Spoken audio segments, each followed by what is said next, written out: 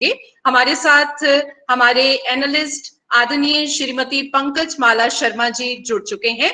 उनको शुभ स्वागतम कहते हुए मैं एक ऑडियो वीडियो ऑडियंस को दिखाना चाहती हूँ। जब तक कि सब लोग सेटल हो जाएं, सबके पेपर्स रेडी हो जाएं, प्रेजेंटेशंस के लिए सब तैयार हो जाएं, तब तक आइए सबसे पहले हम आर्य कॉलेज लुधियाना के म्यूजिक डिपार्टमेंट की एक छोटी सी झलक देखते हैं। मेरी रिक्वेस्ट रहेगी, kindly switch off your cameras. Thank you. Arya college Ludhiana का संगीत विभाग गायन एवं वादन दोनों ही विधाओं में छात्र छात्राओं को प्रशिक्षित कर रहा है। हमारे लिए ये अतिहर्ष की बात है कि प्रधानाचार्य के पद पर सुशोभित first lady principal of Arya college Ludhiana doctor Savita Uppal ji ने अपने पीएचडी के शोध पत्र में हिंदुस्तानी शास्त्रीय संगीत में राग भैरवी विषय को चुना। आर्य कॉलेज परिवार में सम्मिलित होने के पश्चात संगीत विभाग की अध्यक्षा के रूप में प्रेरणा स्रोत बनकर छात्र छात्राओं को विभिन्न प्रतियोगिताओं में अनेकों पुरस्कार प्राप्त करने के लिए प्रोत्साहित किया। कोकिला कंठ स्वामिनी डॉक्टर सविता उप्पल जी और अन्य प्राध्यापिकाओं के नेतृत्व में संगीत विभाग के छात्र छात्राओं की साल भर की गतिविधियों की एक झलक हम आपके समक्ष प्रस्तुत कर रहे हैं।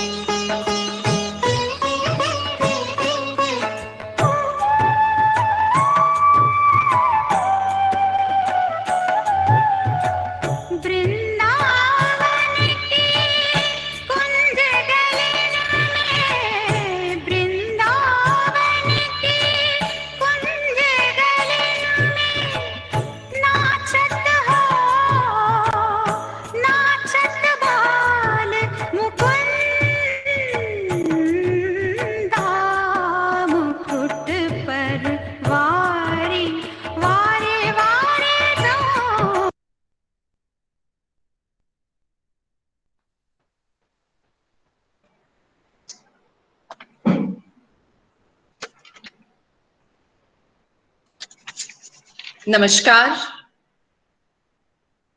आर्य कॉलेज लुधियाना के इंटरनल क्वालिटी एश्योरेंस सेल और आर्य कॉलेज के संगीत विभाग की तरफ से आयोजित इस नेशनल वेबिनार में एज IQAC कोऑर्डिनेटर मैं सूक्ष्म आलूवालिया आप सभी को अपना नमन अर्पित करती हूँ। आप सभी का ढेरों स्वागत है। स्वागतम के स्वर सर्वप्रथम देना चाहूंगी आदरणीय श्रीमती पंकज माला शर्मा जी को, जो आज हमारे बीच एक एनालिस्ट के रूप में उपस्थित हैं।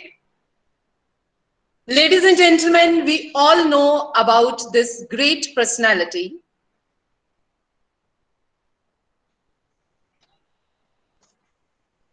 We are just waiting for the PPT, which we have prepared with the help of course, our role model, Madam Mrs. Pankaj Mala Sharma ji.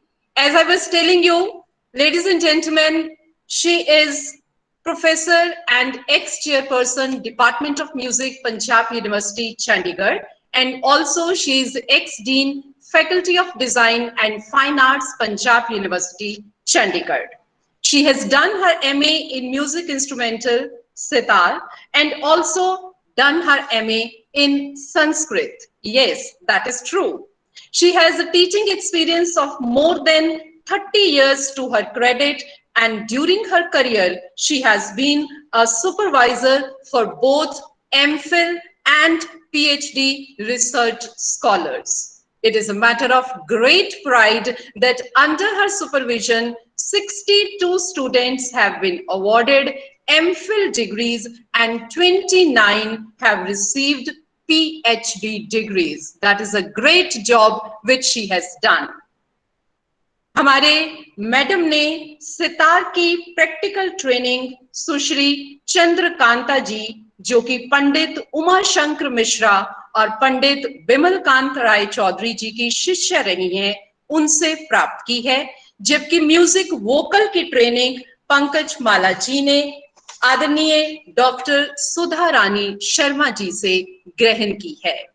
प्रतिभा एवं मेधा की स्वामिनी डॉक्टर पंकज माला जी को अनेकों पुरस्कारों से सम्मानित किया गया है, जिनमें से मुख्य हैं professor VP Sharma memorial award, Shruti पुरस्कार, art and culture award, Certificate of Recognition from Canada government. Yes, you heard right. She has been popular all over the world.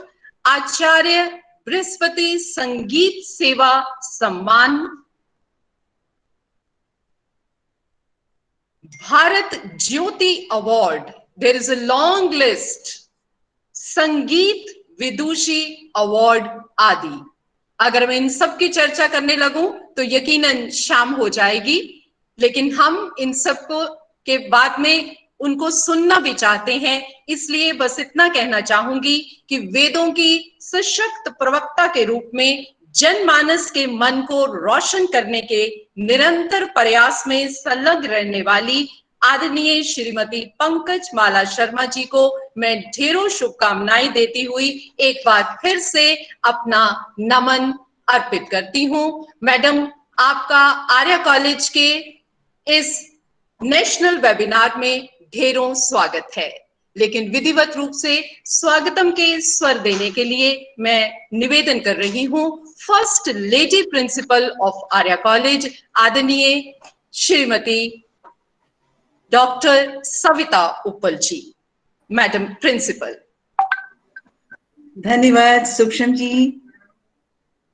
Doctor Pankaj Mala ji, ex dean faculty of design and fine arts department PU Chandigarh, ex chairperson department of music PU Chandigarh, scholars from different universities of India, teachers and dear students, आप सबका आर्य college की management, staff और students की तरफ से हार्दिक हार्दिक स्वागत है। आज हमारे बीच विलक्षण प्रतिभा की स्वामिनी, विदुषी, एक आदर्श अध्यापिका, उच्च कोटि की वक्ता और एक बहुत बेहतरीन नेक दिल आत्मा, विश्लेषक के तौर पर उपस्थित हैं। आपका इस आर्य परिवार में एक बार फिर से हार्दिक हार्दिक स्वागत है। आपकी एकेडमिक उपलब्धियों को तो प्रोफेसर सूक्ष्म आलूवालिया जी ने बखूबी से बयां कर दिया है, परंतु मैंने भी एक मित्र के रूप में मैडम पंकज माला जी में बहुत सारी खूबियां देखी हैं। डॉक्टर पंकज माला जी और मैं बहुत सारे एडमिनिस्ट्रेटिव कार्यों में साथ रहे। जैसे ही मैंने उनको करीब से देखा तो पाया कि आप बहुत अनुशासन प्रिय, कर्मठ और आध्यात्मिक विचारों वाली, विद्यार्थियों की उन्नति में कार्यशील रहने वाली महिला हैं। वेदों के प्रति आपकी विशेष रुचि व लगन है, इसीलिए भारतवर्ष में आप एक अकेली नारी हैं जिन्हें स्वयं शंकराचार्य जी ने वेद पठन पाठन करने की तथा वेदों का प्रचार प्रसार करने की अनुमति दी। आपने अपनी मेहनत, जिज्ञासा व लगन से ये स्थान हासिल किया है। इससे पहले किसी भी नारी को ऐसा करने की आज्ञा नहीं थी। शेष आप में बहुत सारे गुण हैं, बहुत सारी खूबियां हैं। मैं तो हमेशा ही आपसे सीखती रहती हूँ, प्रेरणा लेती रहती हूँ, और ये जो आज का आयोजन है इसका भी श्रेय मैं आपको ही देना चाहती हूँ कि आपके ही यत्नों से सफलतापूर्वक इसका शुभारंभ हुआ है। लेकिन प्रत्यक्ष को प्रमाण क्या, आपकी उपस्थिति ही आपके गुणों को उजागर करेगी। एक बार फिर से आर्य परिवार में आपका बहुत बहुत स्वागत है। धन्यवाद। धन्यवाद मैडम। बहुत ही सुंदर शब्दों में आपने उनके गुणों का व्याख्यान किया।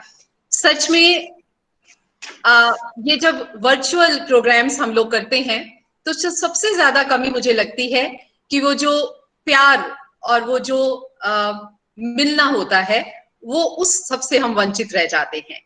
मैडम पंकज माला शर्मा जी को एक बार मिलने का सुअवसर मुझे भी मिला, और जो मैडम ने बताया बिल्कुल वैसे ही लगा। एक बहुत ही अच्छी ह्यूमन बीइंग जिन्हें हम कह सकते हैं वो है हमारी पंकज माला शर्मा जी। हम एक बार फिर से उनको स्वागतम कहते हैं, और साथ ही मैं स्वागतम कहना चाहूंगी उन सभी पीएचडी स्कॉलर्स को जिन्होंने एक ही दिन के हमारे इस नोटिस पे हमें ज्वाइन किया और अपने अपने पेपर प्रेजेंट करने के लिए रेडी है। उन सब की जानकारी के लिए मैं ये बात बताना चाहूंगी कि आज मॉर्निंग में जैसे ही हमने इस प्रोग्राम को शुरू किया तो कुछ चेंजेस हुई हैं जी स्यूट में। यही तो बात है, जब हम सामने मिलते हैं, गले मिलते हैं तो हजारों बातें हो जाती हैं और हजारों तरह की प्रॉब्लम्स भी सॉल्व हो जाती हैं। लेकिन जब भी कुछ टेक्निकल होता है तो उस टेक्निकल में हमें टेक्निकल पॉइंट्स को भी देखना पड़ता है। तो एक छोटा सा टेक्निकल इशू जो आ गया है कि जी स्यूट जिसके थ्रू हम ये मीटिंग कर रहे हैं उसमें अब एक बंदिश लग गई है जो आज सुबह ही लगी है, जिसके बारे में हमें भी जानकारी मिली कि 1 आवर के बाद हमें उसको for few seconds, may be 4-5 seconds, it will switch off automatically. Don't worry, madam की ब्लेसिंग्स के साथ और हमारी माधव की कृपा से all is done. Next link is ready और उसके बाद next link is also ready. तो अगर बाई चांस बीच में मीटिंग लीव होती है या लिंक टूटता है, आप घबराए नहीं। आपके व्हाट्सएप ग्रुप में within 1 second, I am not saying within 1 minute, I am telling you within 1 second you will be getting a new link and you can join the meeting again. We will be waiting for you. और अब अगर हमारे analyst madam Mrs Pankaj Mala Sharma ji की इजाजत हो तो मैं PhD scholars जो हमारे फर्स्ट हैं उनको निमंत्रण दे रही हूँ। मैडम हमें इजाजत है, कृपया। अवश्य अवश्य शुरू करिए। धन्यवाद, धन्यवाद मैडम। आपके इस फर्स्ट मिनट के पश्चात निश्चित ही एक नया जोश, नया उत्साह हमें आ गया है। पहले जो हमारी वक्ता रहेंगी वो होंगे मैडम हरप्रीत, पंजाब यूनिवर्सिटी चंडीगढ़, जो कि आर्या कॉलेज से भी संबंधित रही हैं। जब तक वो अपना पेपर रेडी करके अपना कैमरा ऑन करती हैं, मैं एक छोटी सी जो हमारी बच्चियों ने सरस्वती वंदना गाई है, वो इसलिए क्योंकि हमारे यहाँ ये परंपरा रही है कि कोई भी कार्यक्रम का शुभारंभ हम सरस्वती वंदना से ही करते हैं। और क्योंकि हम सब जानते हैं ये कोरोना काल है, तो इस कोरोना काल में ये पॉसिबल नहीं था कि गूगल मीट के थ्रू जब आप बच्चे करें तो वो फील नहीं आ रहा था। तो there were 3 students who were invited to college, just 3, social distancing का पूरा पालन करते हुए इन बच्चियों ने ये सरस्वती वंदना गाई है। हम सब भी हाथ जोड़कर मां सरस्वती के पूजन के पश्चात मैडम हरप्रीत को इनविटेशन देंगे। प्रस्तुत है ये छोटी सी सरस्वती वंदना आर्य कॉलेज गर्ल्स सेक्शन की स्टूडेंट्स के द्वारा।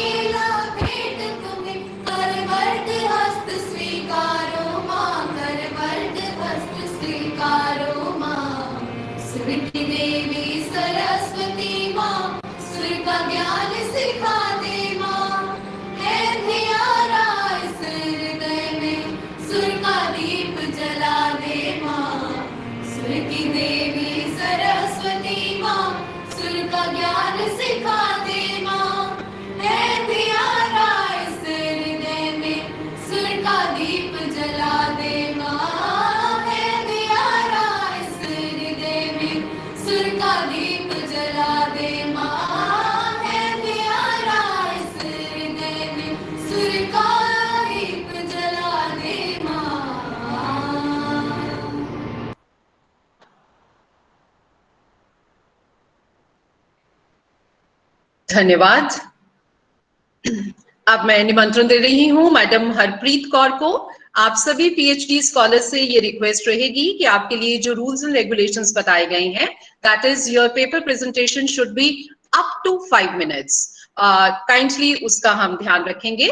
और नो डाउट हमारी जो एनालिस्ट मैडम है वो आपके साथ उसको डिस्कस भी करेंगे, लेकिन क्योंकि ये प्रोग्राम थोड़ा लंबा होने वाला है और कुछ हमें टेक्निकल इश्यूज भी आ रहे हैं, तो मैडम पंकज माला शर्मा जी से ये मैं इजाजत चाहूंगी कि एक बार हम 8 से 10 प्रतिभागियों को सुनने के पश्चात एनालिसिस कर लें या हम अंत में करें, मैं उसके बारे में उनसे जानकारी लेना चाहती हूँ। After every participant you want to discuss something, or let it be the presentation of all the participants, and then you will be giving your comments about that.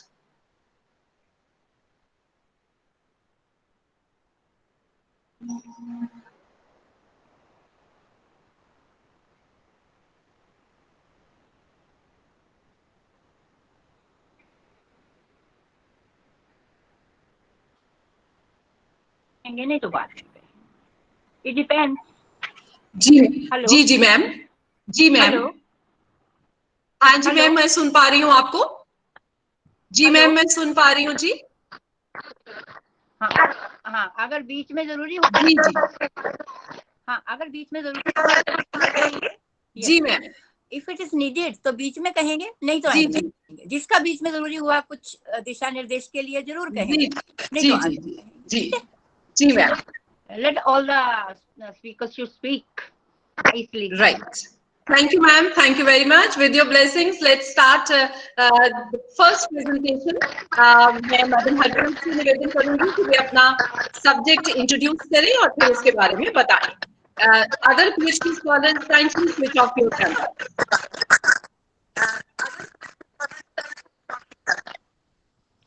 Thank you सूक्ष्म मैम। आदरणीय doctor Pankaj बाला ma'am, गुरु माँ doctor Savita उपल ma'am, आपको सादर प्रणाम। आदरणीय सूक्ष्म ma'am, अन्य मेरे सहयोगी प्राध्यापक और प्यारे छात्र, सभी को प्यार भरी नमस्कार। आज के इस प्रस्तुतिकरण में मेरा जो विषय है वो है विज्ञापन में संगीत का उपयोग, कारण और प्रभाव। ऐसे कुछ कारण हैं जिनके कारण विज्ञापन में संगीत का प्रयोग किया जाता है और साथ ही साथ उसके प्रभाव भी दृष्टिगोचर होते रहेंगे मेरे कुछ शब्दों से। तो संगीत, जैसे कि सबको पता है कि सर्वोपरि ललित कला है। संगीत की ऐसी अपनी कुछ खास विशेषताएं हैं, संगीत की कोई अपनी भाषा नहीं है। हर जीवित प्राणी पर संगीत का प्रभाव पड़ता है, जिसको विज्ञापन दाता जो है, विज्ञापन बनाने वाले हैं, वो भली भांति समझते हैं। इसीलिए वो संगीत का प्रयोग हमेशा जरूर ही करते हैं। मुझे लगता है बहुत ही कम ऐसे विज्ञापन हैं जिनमें संगीत का प्रयोग नहीं हुआ होगा। और मुझे नहीं लगता कि दर्शकों को या उपभोक्ता को ऐसे विज्ञापन याद भी रहते होंगे जिनमें संगीत का एक अंश ना भी हो।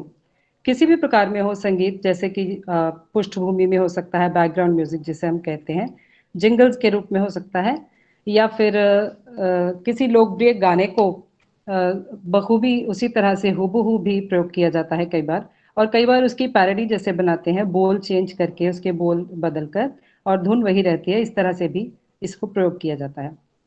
अब इसके कुछ मुख्य कारण मैं समझती हूँ जो मैंने जाने हैं। सबसे पहले दर्शकों का मनोरंजन, क्योंकि विज्ञापन जो है वो एक बहुत ऐसी चीज नहीं है कि आप उसको थोप नहीं सकते हैं दर्शकों पर या उपभोक्ताओं पर कि वो आपका विज्ञापन जरूर देखें ही देखें। सीरियल्स देखते हैं, शौक से देखते हैं दर्शक, फिल्में देखते हैं, गाने देखते हैं, पर विज्ञापन नहीं। इसलिए ये जरूरी हो जाता है कि विज्ञापन अगर मनोरंजन प्रदान करेगा तो ही उपभोक्ता विज्ञापन आपका देखने बैठेंगे, नहीं तो वो सीरियल में जब अंतराल आएगा, ब्रेक आएगी, तो वो चैनल बदल देंगे अवश्य ही। लेकिन विज्ञापन उनको बिठाए रखें कि उनका विज्ञापन देखने के लिए, उसमें इसके लिए मनोरंजन जरूरी है। और मनोरंजन मेरे हिसाब से संगीत से बेहतर और कोई माध्यम नहीं दे सकता।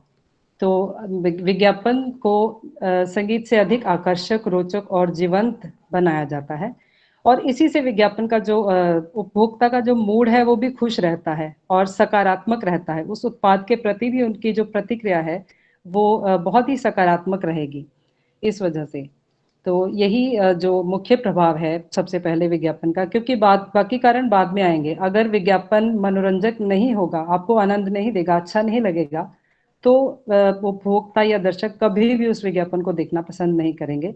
वो फटाफट से चैनल चेंज कर देंगे, या फिर यहाँ मैं क्योंकि मुख्य तौर पर टीवी के विज्ञापनों की ही बात कर रही हूँ, क्योंकि दृश्य श्रव्य माध्यम है ये, जिसका सबसे ज्यादा प्रभाव होता है और सबसे ज्यादा जनता जो है उसको देखती भी है। इसलिए मैं इसी माध्यम की बात कर रही हूँ, वरना तो बहुत अन्य माध्यम भी हैं विज्ञापन प्रसारित करने के।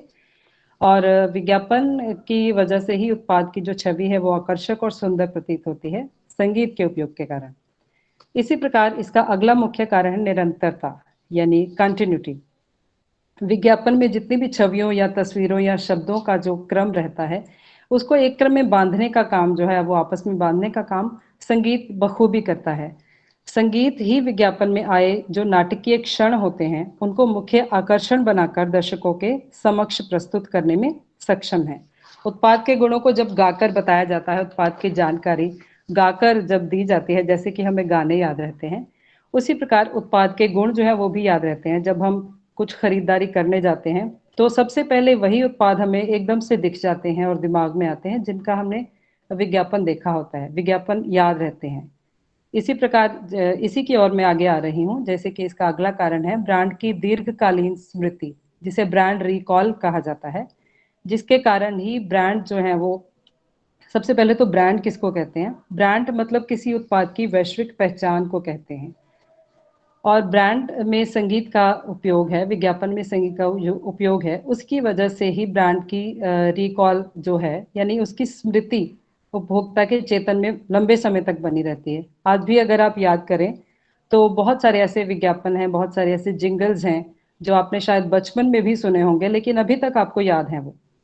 इनफैक्ट मैं तो ये सोचती हूँ कि जब हम बार बार उसका जो संगीत है वो इतना लोकप्रिय हो जाता है, एक विज्ञापन का जिंगल्स बहुत हो जाते हैं लोकप्रिय, इसकी वजह से ही वो उत्पाद इतनी देर तक दिमाग में रहता है, और इसी वजह से ही हमें लगता है कि वो उत्पाद विश्वसनीय है। ये बहुत पुराना उत्पाद है, ये तो बहुत पुराना जिंगल है, हम ऐसे सुनने में आता है उपभोक्ताओं के भी।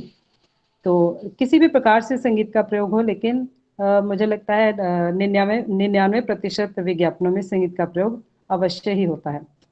आप किसी ऐसे विज्ञापन के बारे में सोचने की कोशिश कीजिए जिसमें बिल्कुल भी संगीत का उपयोग नहीं है, मुझे नहीं लगता जल्दी से दिमाग में आएगा।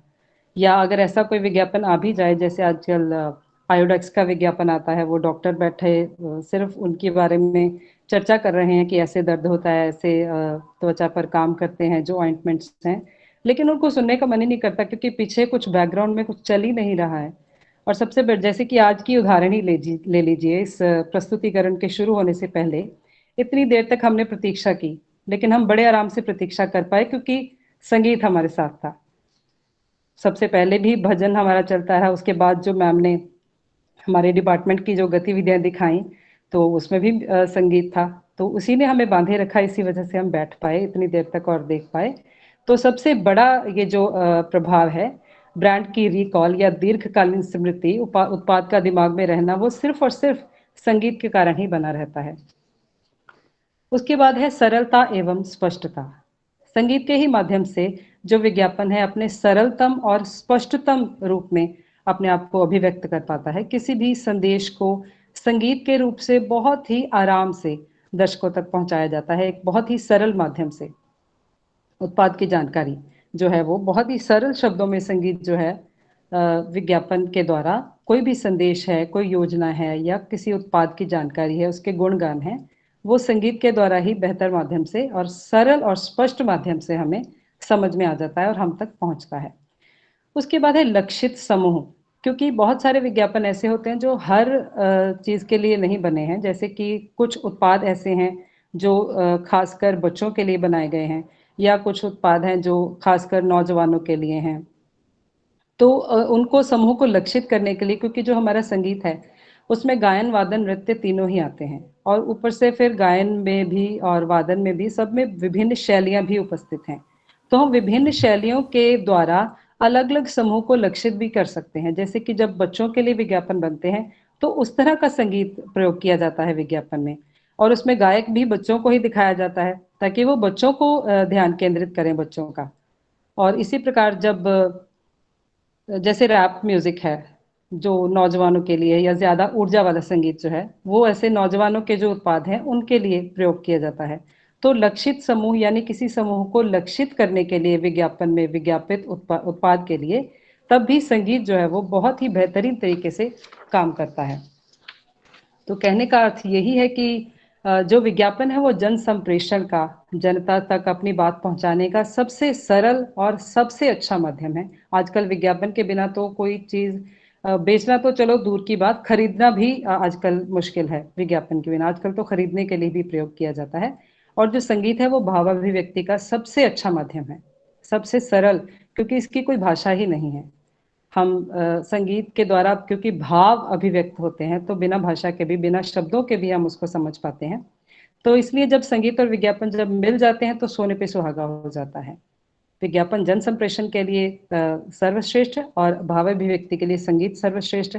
इसलिए जब दोनों मिल जाते हैं तो विज्ञापन बहुत ही बेहतरीन तरीके से अपनी बात जो है लोगों तक पहुंचा पाता है। विज्ञापनों की भाषा या दृश्यों को संगीत ही है जो एक अतिरिक्त आयाम प्रदान करता है।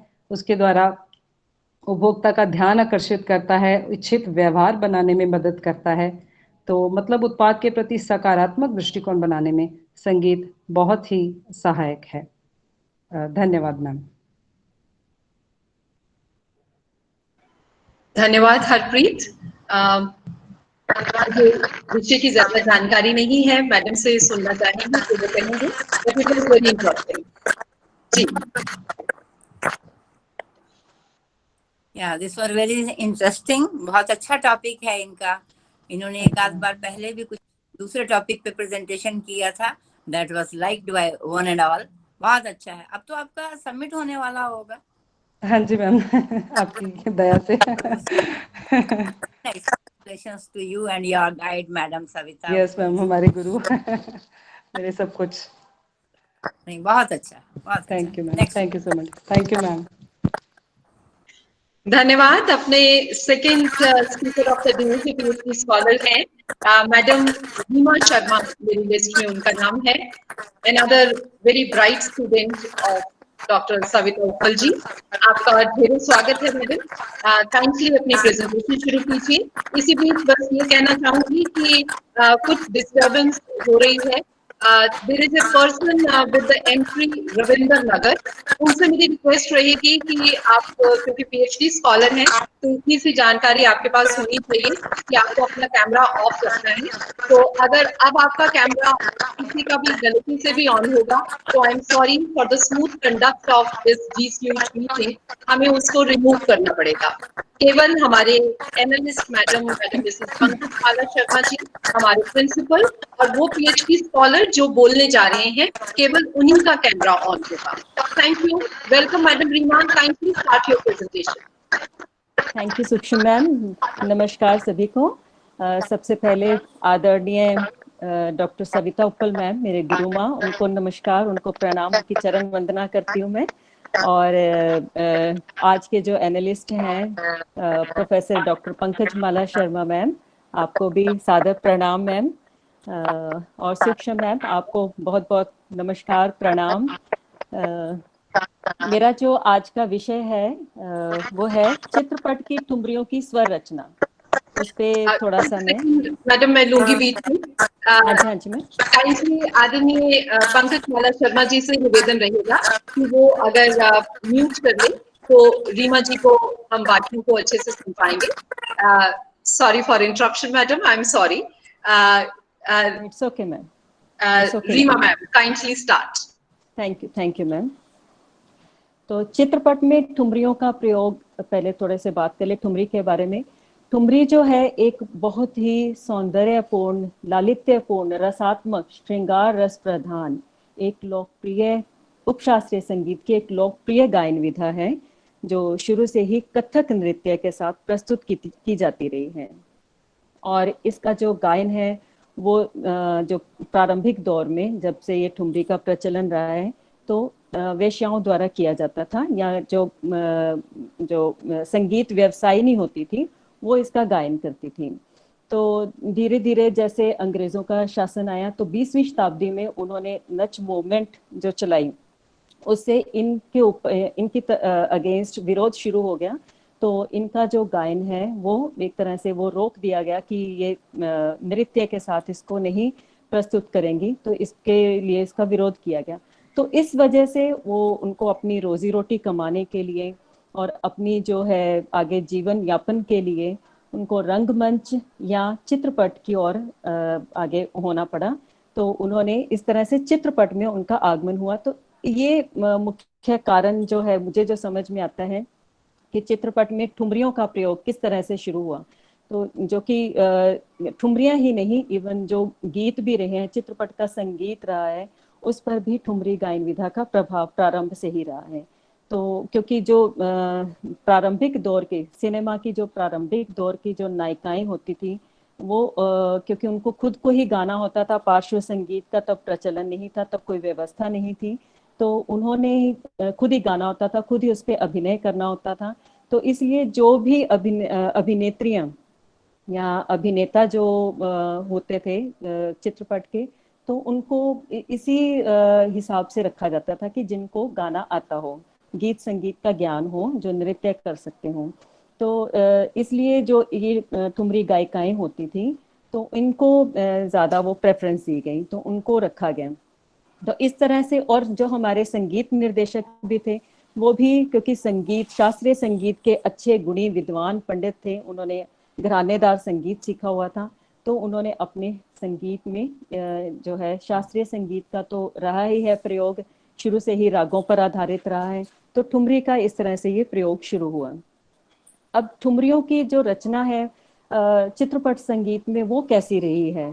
वैसे तो जो शास्त्रीय संगीत में, हमारे शास्त्रीय संगीत में जो परंपरागत ठुमरियां हैं, उनमें जो राग होते हैं वो उस तरह के राग रखे हैं, जो रागनियां हैं जिनको हम स्त्री राग कहते हैं, जैसे हो गया भैरवी, खमाज, पीलू, काफी, देस, पहाड़ी, इनको हम रागनियों में रखते हैं।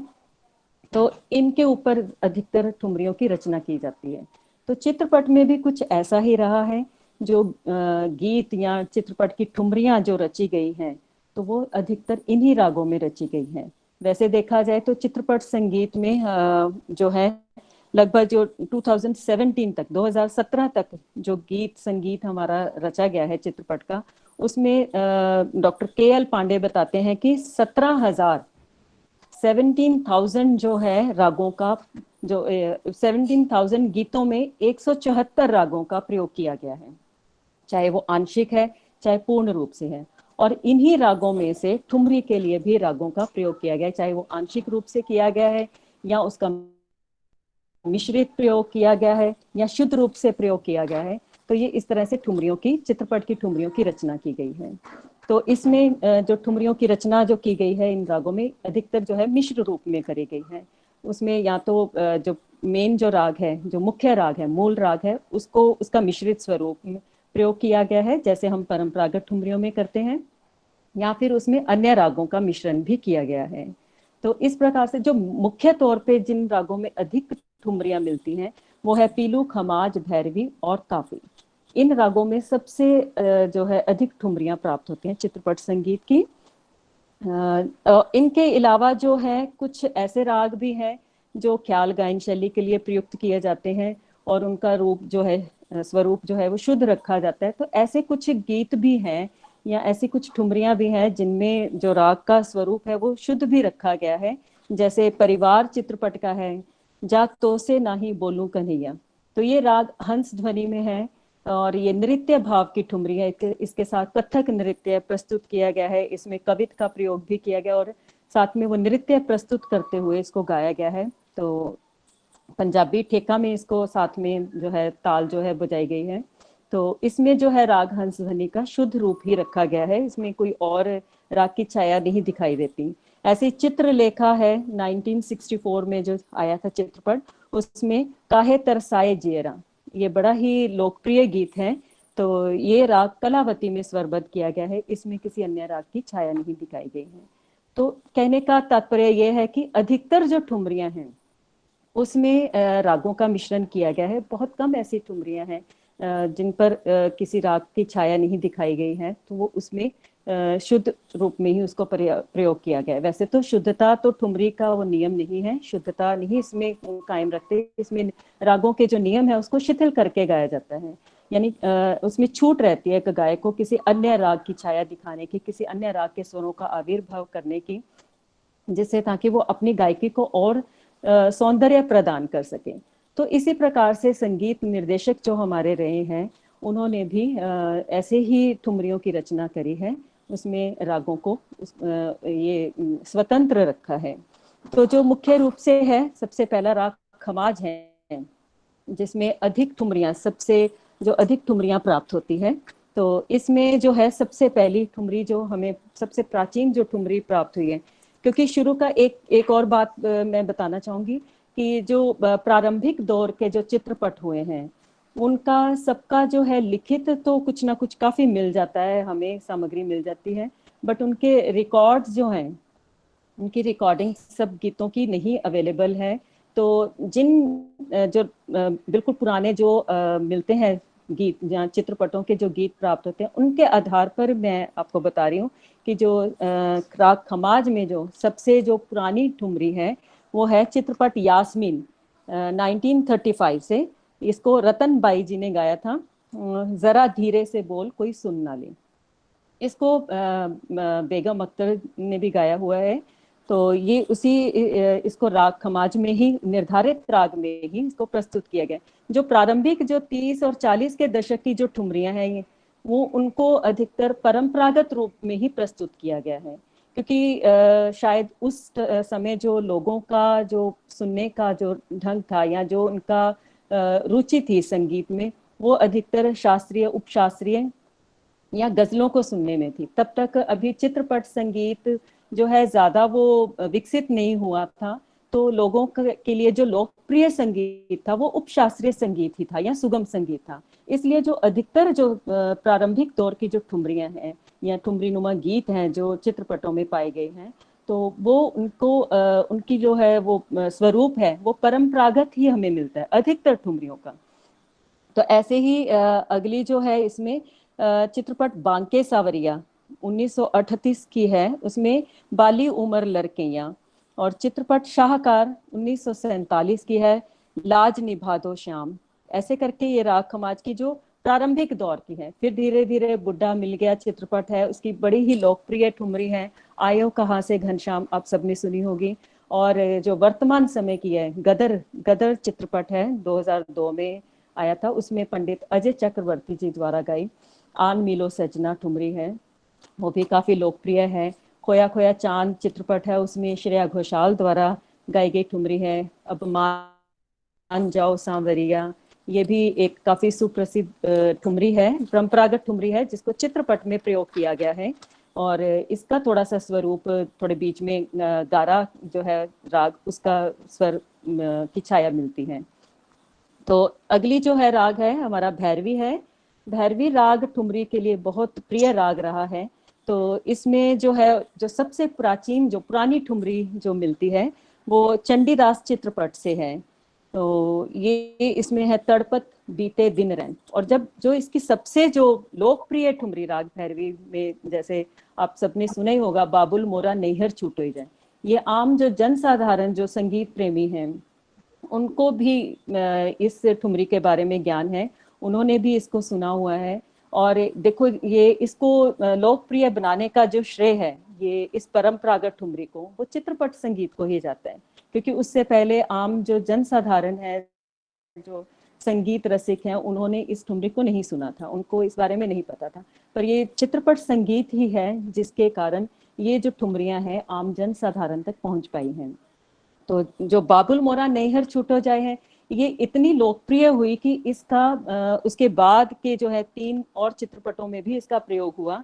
एक आविष्कार चित्रपट है, उसमें बाबुल चित्रपट वर्तमान समय का है, इसमें ऋचा शर्मा ने इसको गाया था। आविष्कार में जगजीत सिंह जी और चित्रा जी ने इसको गाया था। और अभी हाल ही में पूर्णा चित्रपट आए थे, उसमें अरिजीत सिंह जो वर्तमान समय के बड़े लोकप्रिय गायक हैं, युवा गायक हैं, उन्होंने भी इसका गायन किया है। परंतु उसको साथ में पाश्चात्य संगीत से उसको करके, ताकि लोगों में और रुचि उत्पन्न करी जा सके उपशास्त्रीय संगीत ठुमरी के प्रति, तो उसको उपशास्त्रीय संगीत के साथ प्रस्तुत किया गया है। तो ऐसे ही भैरवी में जो है बड़ी प्रसिद्ध ठुमरी है बाजूबंद खुल खुल जाए। भैरवी में अधिकतर जो है परंपरागत ठुमरियों का चित्रपट में बहुत प्रयोग किया गया है। उसमें बाजूबंद खुल खुल जाए, अकेली मत जइयो राधे जमुना के तीर, बाट चलत ने चुनरी रंग डारी, इसका भी 2 चित्रपटों में प्रयोग किया गया है। कान्हा में तो से हारी, इसको स्वयं बिरजू महाराज जी ने गाया है शतरंज के खिलाड़ी चित्रपट में।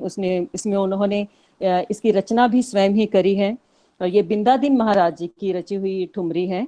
रस के भरे तोरे नैन, चली पी के नगर हमरी अटरिया पे, ये सब बड़ी ही प्रसिद्ध लोकप्रिय परंपरागत ठुमरियां हैं जिनका चित्रपट संगीत में प्रयोग किया गया है। और इसमें इनका स्वरूप लगभग परंपरागत ही रहा है। इनके अतिरिक्त भैरवी में बहुत प्रसिद्ध एक गीत है कुदरत चित्रपट से, जिसे परवीन सुल्ताना जी ने गाया, बेगम परवीन सुल्ताना जी की गाई हुई वो ठुमरी है। वो परंपरागत ठुमरी नहीं है, हमें तुमसे प्यार कितना, आप सबने सुनी होगी। अब इसके बारे में एक बड़ी विशेष बात है। रीमा जी, मैं कहना चाहती हूँ कि आपकी मधुर आवाज में अगर डॉक्टर पंकज माला जी मेरे से सहमत हों तो ठुमरी की 2 बोल हो जाए। श्योर मैम, लेकिन पहले इजाजत डॉक्टर पंकज माला जी से लेनी होगी। हाँ जी मैम। श्योर, जरूर कहें। ठीक है मैम।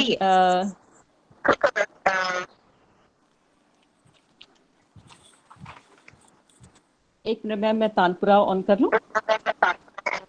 जी जी। मैम मेरी आवाज रिपीट होकर आ रही है मुझे। हाँ, वो क्योंकि दूसरी जगह शायद माइक्रोफोन ऑन है। हाँ जी मैम, मैडम रिपीट हो रही है पंकज आवाज। शर्मा जी की तरफ से, मैडम प्रिंसिपल की तरफ से और मेरी तरफ से हम लोग अपने आप को म्यूट कर लेते हैं ताकि हम आपको सुन सकें। ठीक है मैम।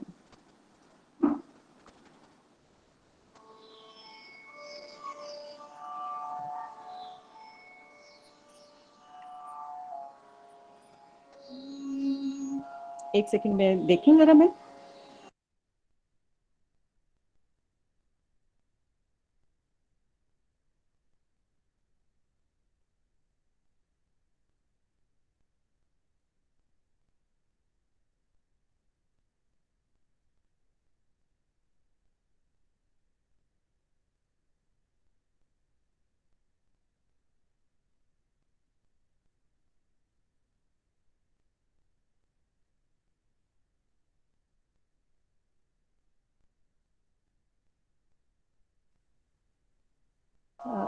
हाँ जी मैम, एक सबसे जो मैं विशेष बात के साथ ही मैं अपना ये शुरू कर दूंगी। मैं बता रही थी कि कुदरत चित्रपट में एक गीत है, हमें तुमसे प्यार कितना। इसको पार्श्व गायक जो है किशोर कुमार जी ने भी गाया है। तो उन्होंने जब इसको गाया है तो चित्रपट संगीत के अंदाज में गाया है। उसका स्वरूप जो है, उसको गाने का जो ढंग रहा है, वो चित्रपट संगीत का रहा है। परंतु इसी गीत को जब हमारी जो शास्त्रीय गायिका हैं, विख्यात गायिका हैं बेगम परवीन सुल्ताना जी ने गाया, तो इसमें कुछ उन्होंने ठुमरी के अंश सम्मिलित कर दिए। जो उनका गायकी अंग जो रहा है वो ठुमरी का रहा है। तो वो देखिए जरा कैसे एकदम से उसका स्वरूप बदल गया। कहाँ वो जो है किशोर कुमार जी का गाया हुआ है, तो वो सीधा सरल रूप से, स्वाभाविक रूप से गाया है और थोड़ा रूमानी अंदाज में गाया है। तो उसी को जो बेगम परवीन सुल्ताना जी इतना सुंदर उसको और बना दिया, उसका जो स्वरूप है और निखार दिया ठुमरी अंग के जो उसमें अंश सम्मिलित करके। पहले किशोर कुमार जी का मैं बता रही हूँ कैसे उन्होंने गाया। हमें तुमसे प्यार कितना ये हम नहीं जानते, मगर जी नहीं सकते तुम्हारे बिना। हमें तुमसे प्यार कितना। अब ये इसी पंक्ति से आप देखिए, ये इसको सीधा सीधा गाया किशोर कुमार जी ने। जब इसी गीत को, इसकी धुन और जो इसके बोल हैं वो समान रहे हैं, परंतु उसकी जो गायकी का अंग बदल जाने से, उसमें ठुमरी का जो स्वरूप मिला देने से किस प्रकार से इसका स्वरूप चेंज हो गया। ये ठुमरी, ये शैली का गीत बन गया है। तो वो है, हमें तुमसे प्यार कितना, हमें तुमसे प्यार कितना ये हम नहीं जानते, मगर जी नहीं सकते तुम्हारे बिना।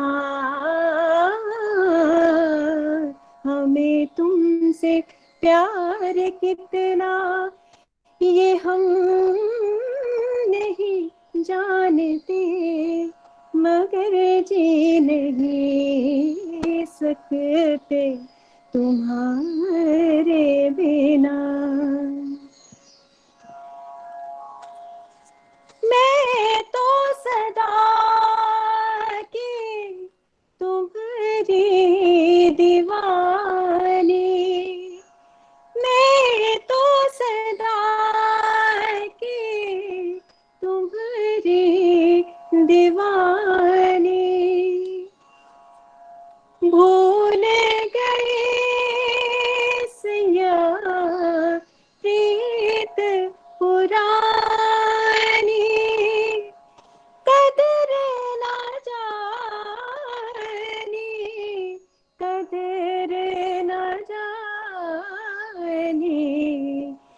ये दिल बेकरार कितना, ये दिल बेकरार कितना, ये हम नहीं जानते, मगर जी नहीं सकते तुम्हारे बिना। शुक्रिया मैम। बहुत खूब रीमा जी, बहुत सुंदर।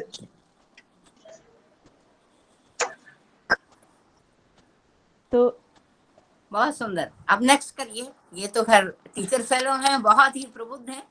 इनके काम से निश्चित रूप से बहुत फायदा होगा संगीत संसार में, और आने वाले बच्चों के लिए, विशेषकर जो ठुमरी में जानकारी चाहेंगे, बहुत लाभ होगा। आपको मैडम बहुत बधाई।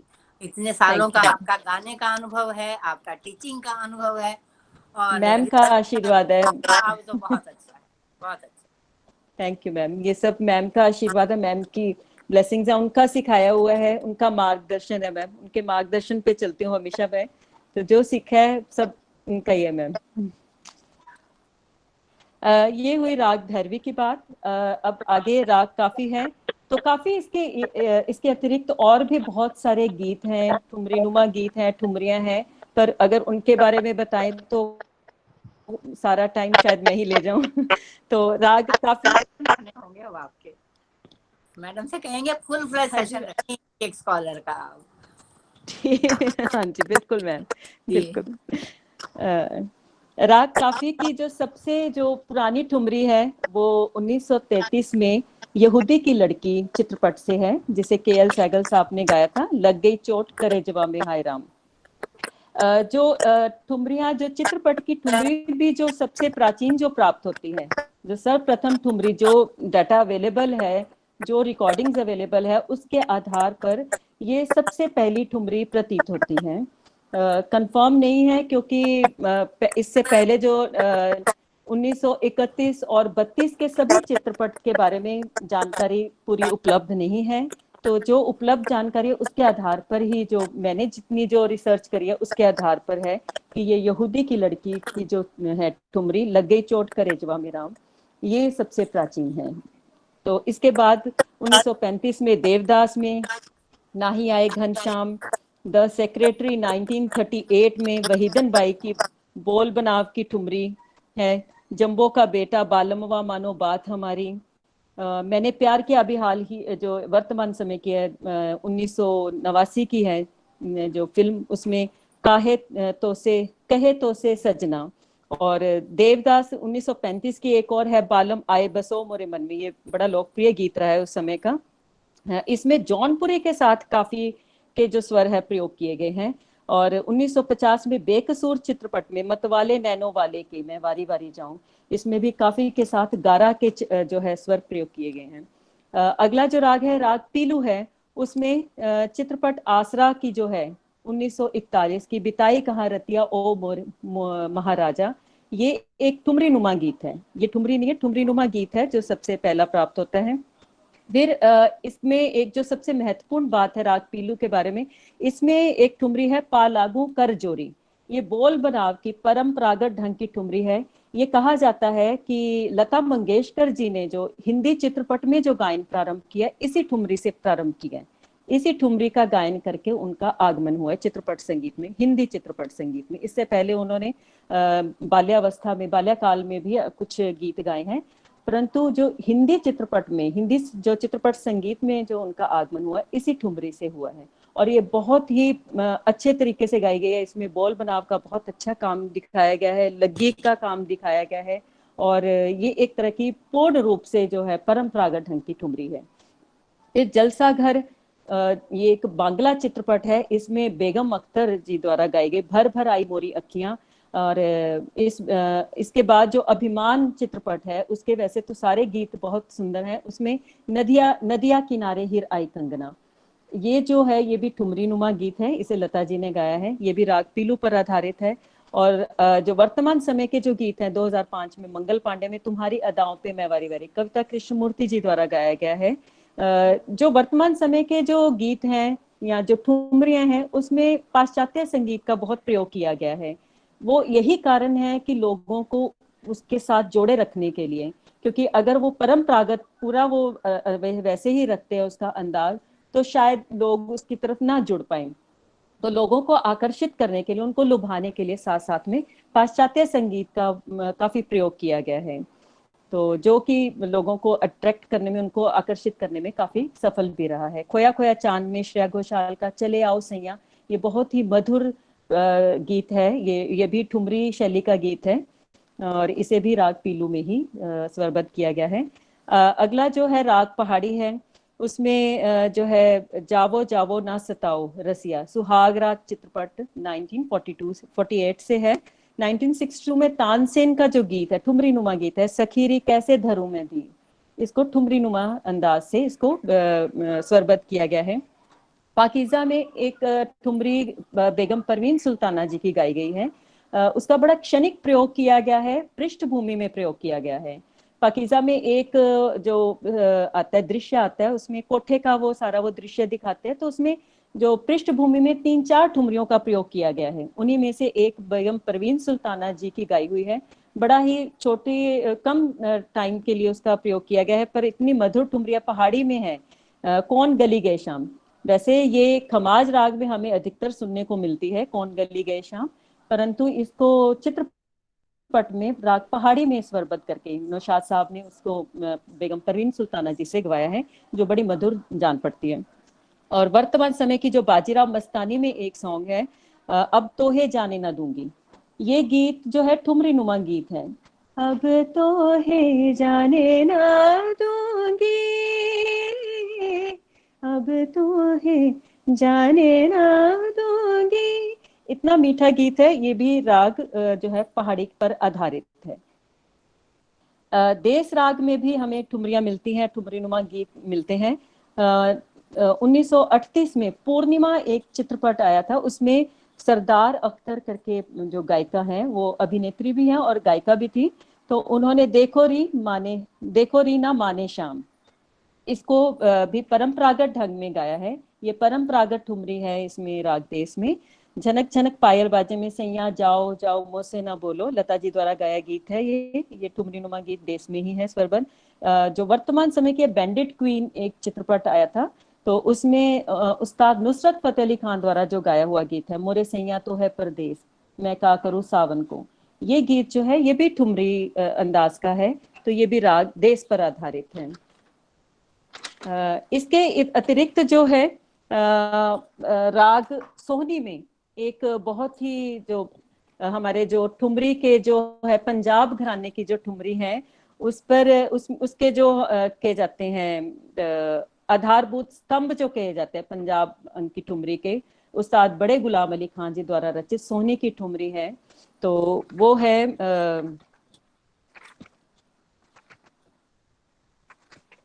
मुगले आजम चित्रपट से प्रेम जोगन बनके। और इसी ठुमरी को ही वर्तमान जो चित्रपट है किसना 2005 में उस्ताद राशिद अली खान जी ने काहे उजाड़ी मोरी नींद, इसकी जो धुन है, जो रचना शैली है, वो लगभग समान रही है, किंतु उसके बोल को है वो परिवर्तित कर दिए गए। आगे और भी बहुत ठुमरियां हैं और भी बहुत रागों में, परंतु मुझे सूक्ष्म मैम का इशारा मिल रहा है कि काफी लंबा हो जाएगा, तो मैं यहीं पे अपनी वाणी को विराम देती हूँ। तो अगली बार और मौका मिलेगा तो मैं कोशिश करूंगी और अच्छे से इसकी व्याख्या कर सकूं।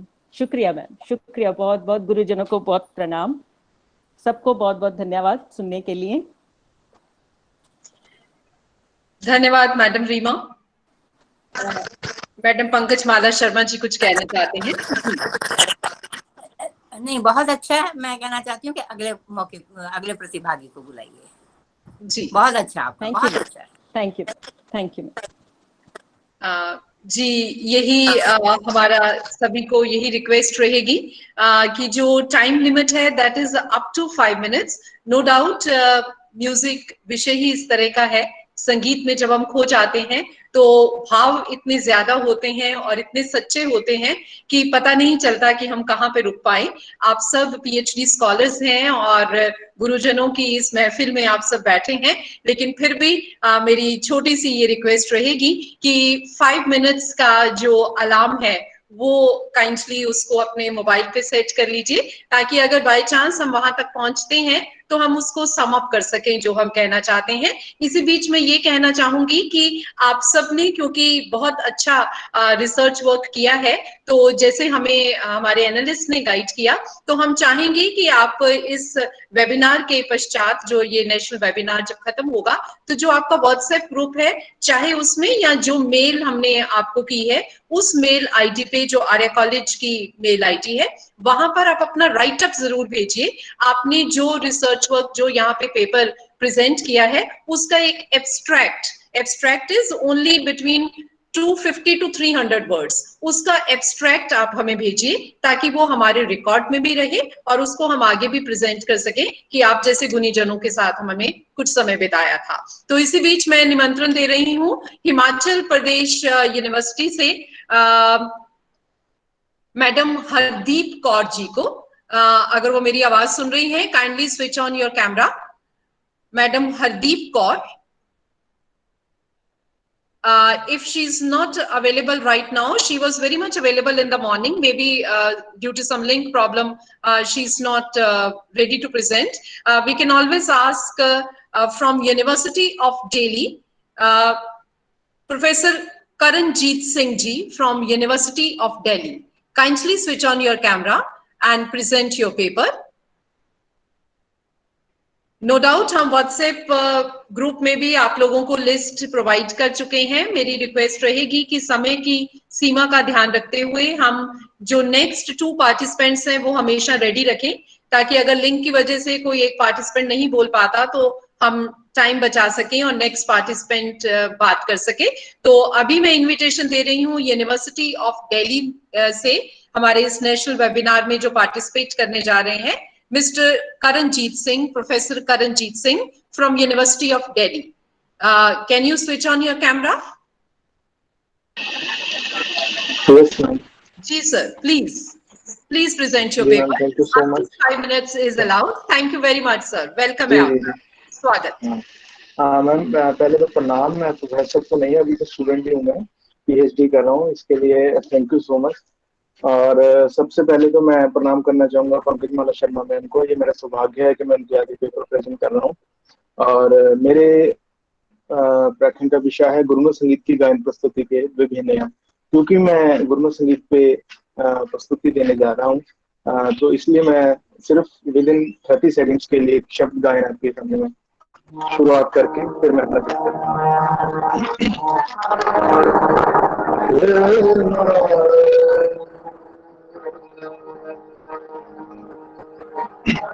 को हर समान नहीं राजा, को हर समान नहीं राजा, एक पत सब दिवस चार के, एक पत सब दिवस चार के, झूठे कर दीवाना, को हर समान नहीं राजा, को हर समान नहीं राजा, तेरे जन होए से कत डोले, तिन पवन पर छा जा, हाथ पसार सके को जन को, हाथ पसार सके को जन को, हाथ पसार सके को जन को, भूल सके ना राजा, को हर समान नहीं राजा, को हर समान नहीं राजा।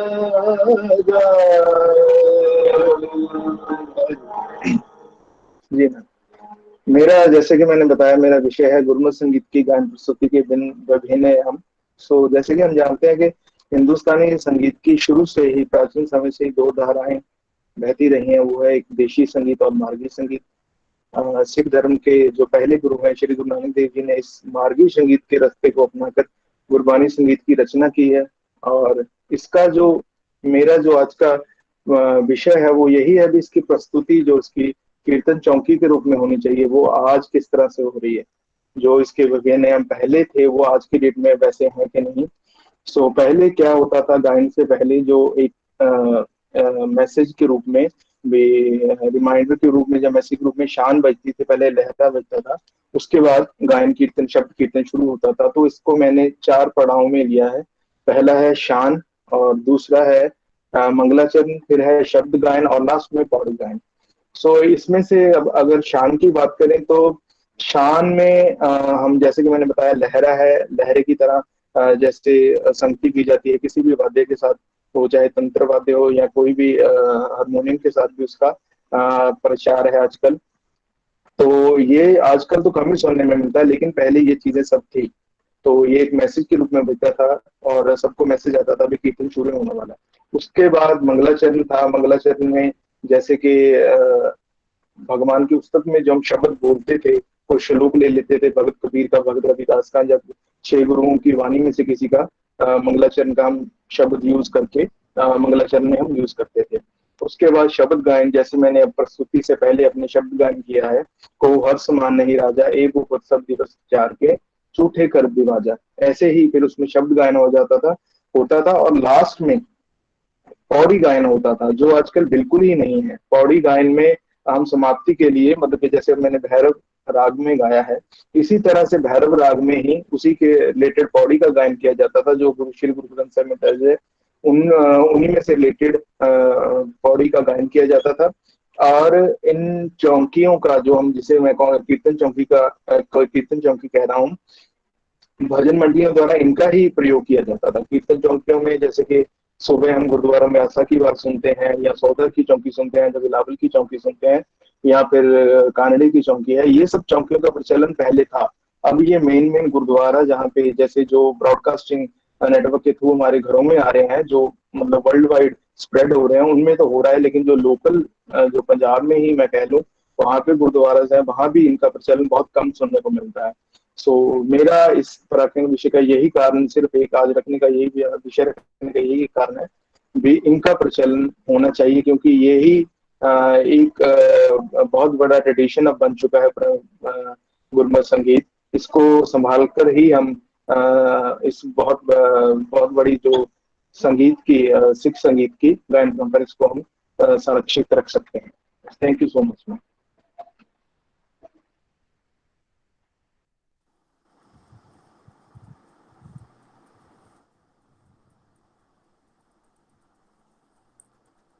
हेलो हेलो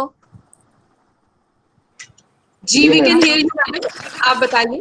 हाँ, बहुत अच्छा है बेटा आपका, बहुत अच्छा जी मैम। विचार है। ट्रेडिशन जो है वो हमेशा कायम रहनी चाहिए।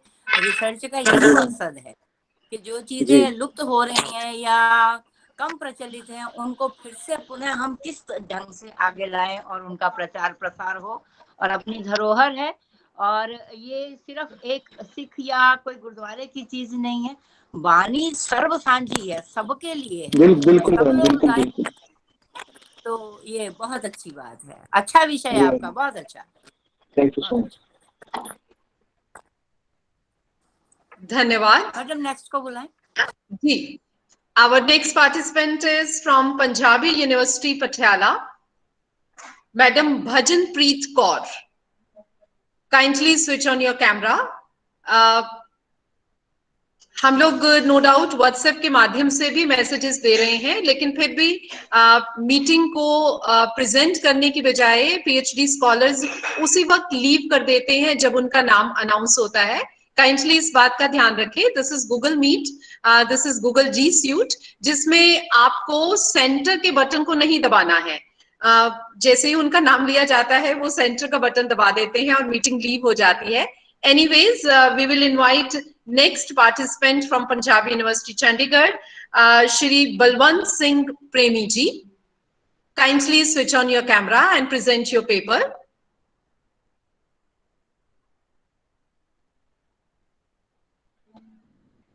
Shri Balwant Singh Premi ji, again he has left.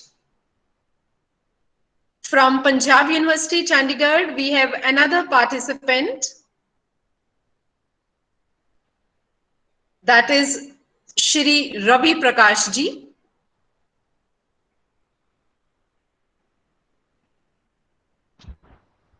Ji ma'am.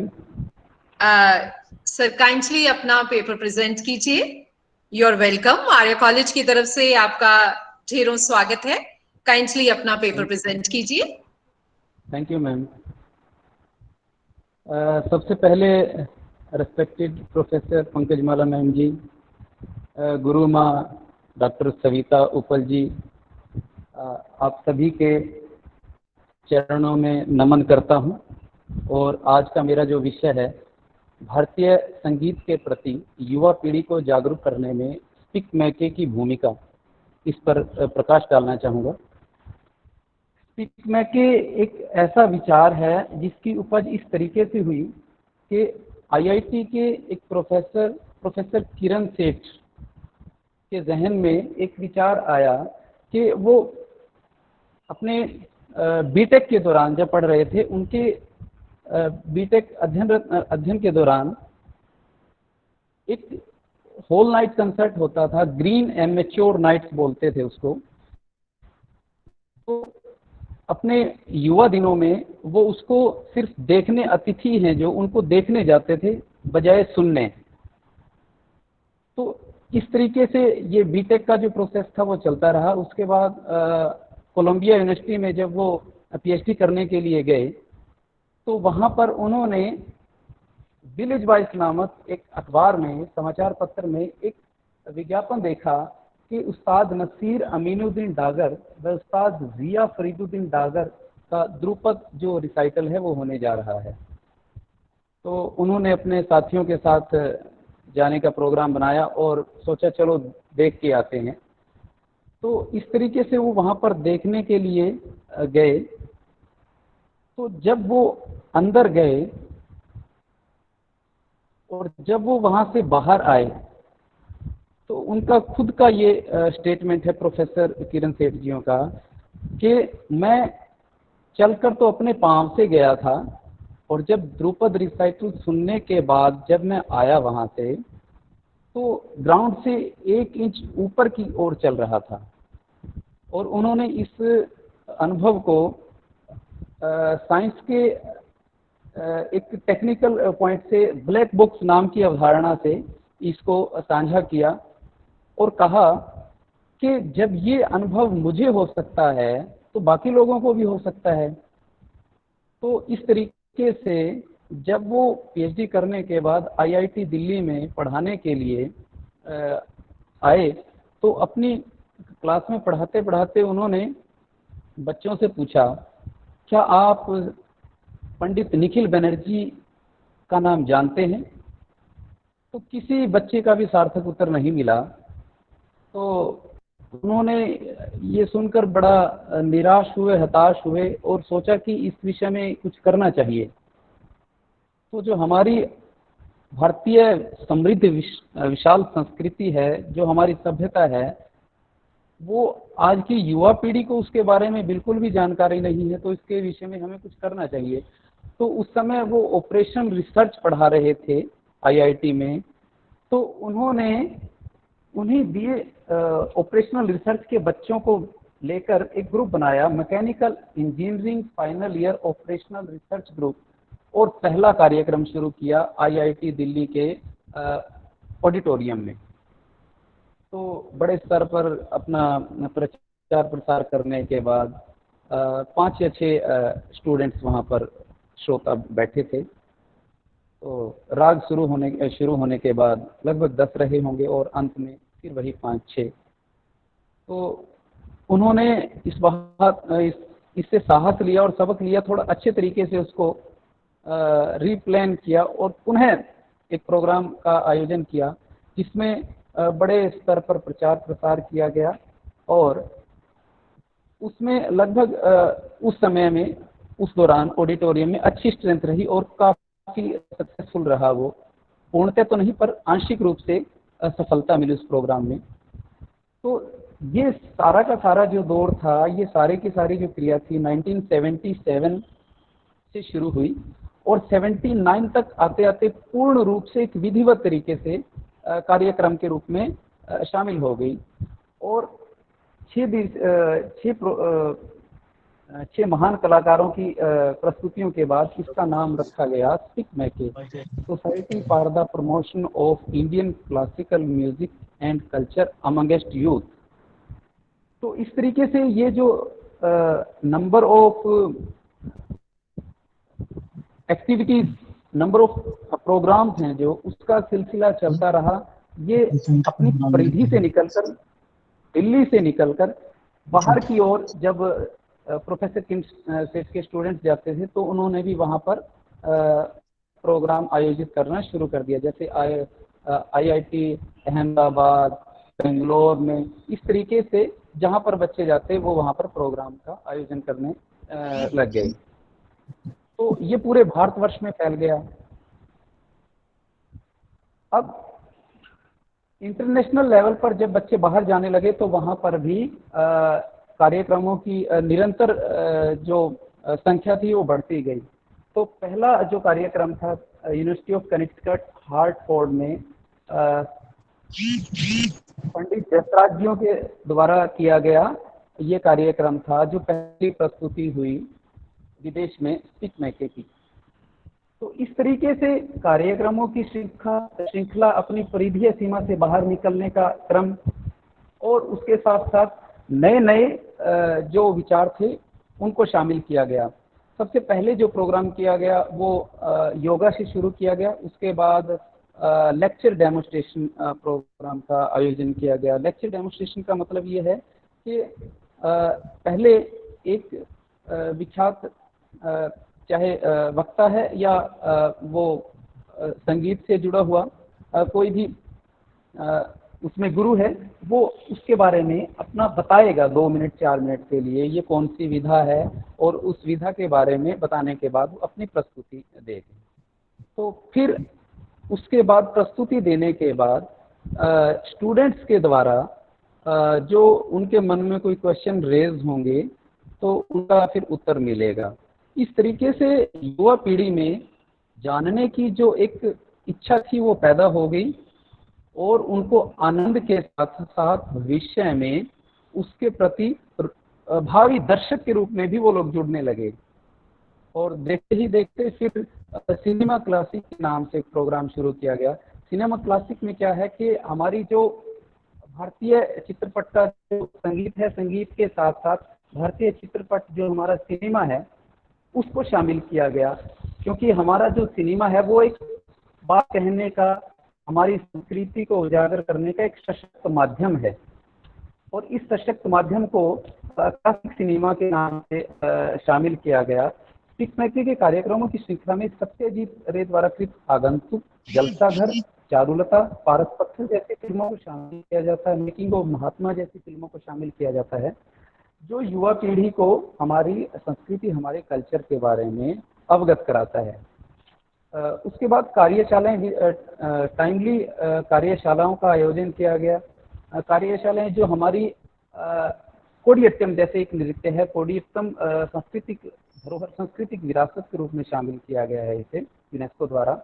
तो उसको बड़े स्तर पर प्रचार प्रसार करने के लिए जो शैक्षिक संस्थान हैं उनके अंदर उनको आयोजन किया जाने लगा। और इसी तरीके से लंबी श्रृंखला शामिल होगी। Music in the park, outreach में शिक्षण संस्थान से बाहर निकलकर म्यूजिक इन द पार्क कार्यक्रम को आयोजित किया जाने लगा। रूरल स्कूल इंटेंसिव स्पिक मैके का बड़ा महत्वपूर्ण कार्यक्रम है। सबसे पहले प्रोफेसर किरण सेठ ने महसूस किया कि गांव के अंदर जाकर ग्रामीण परिवेश में जो वंचित, सांस्कृतिक रूप से वंचित जो बच्चे हैं वहां तक पहुंचाया जाए और वहां पर कार्यक्रम का आयोजन किया जाए। तो रूरल स्कूल इंटेंसिव के साथ साथ एक जुड़ा हुआ प्रोग्राम है वर्क कम डेमोन्स्ट्रेशन, WD मॉड्यूल के नाम से, वर्क एंड डेमोन्स्ट्रेशन। तो इसमें भी उसी तरीके से कार्यक्रम का आयोजन किया जाता है, डेमोन्स्ट्रेशन किया जाता है और एक वर्कशॉप के तरीके से कार्यक्रम का आयोजन किया जाता है। फिर इसमें कार्यक्रम शामिल किया गया हेरिटेज वॉक, जो हमारी भारतीय संस्कृति है, जो हमारी धरोहर है, उसको युवा पीढ़ी तक पहुंचाने के लिए 2011 में दिल्ली से राजस्थान व गुजरात में 1000 शिक्षक स्वयंसेवी बच्चों को लेकर वो ट्रेन अपने 11 दिन के कार्यक्रम में 10 स्पोर्ट्स को कवर किया उन्होंने, और ये एक बड़ा अच्छा अनुभव रहा, हेरिटेज वाक का था जो।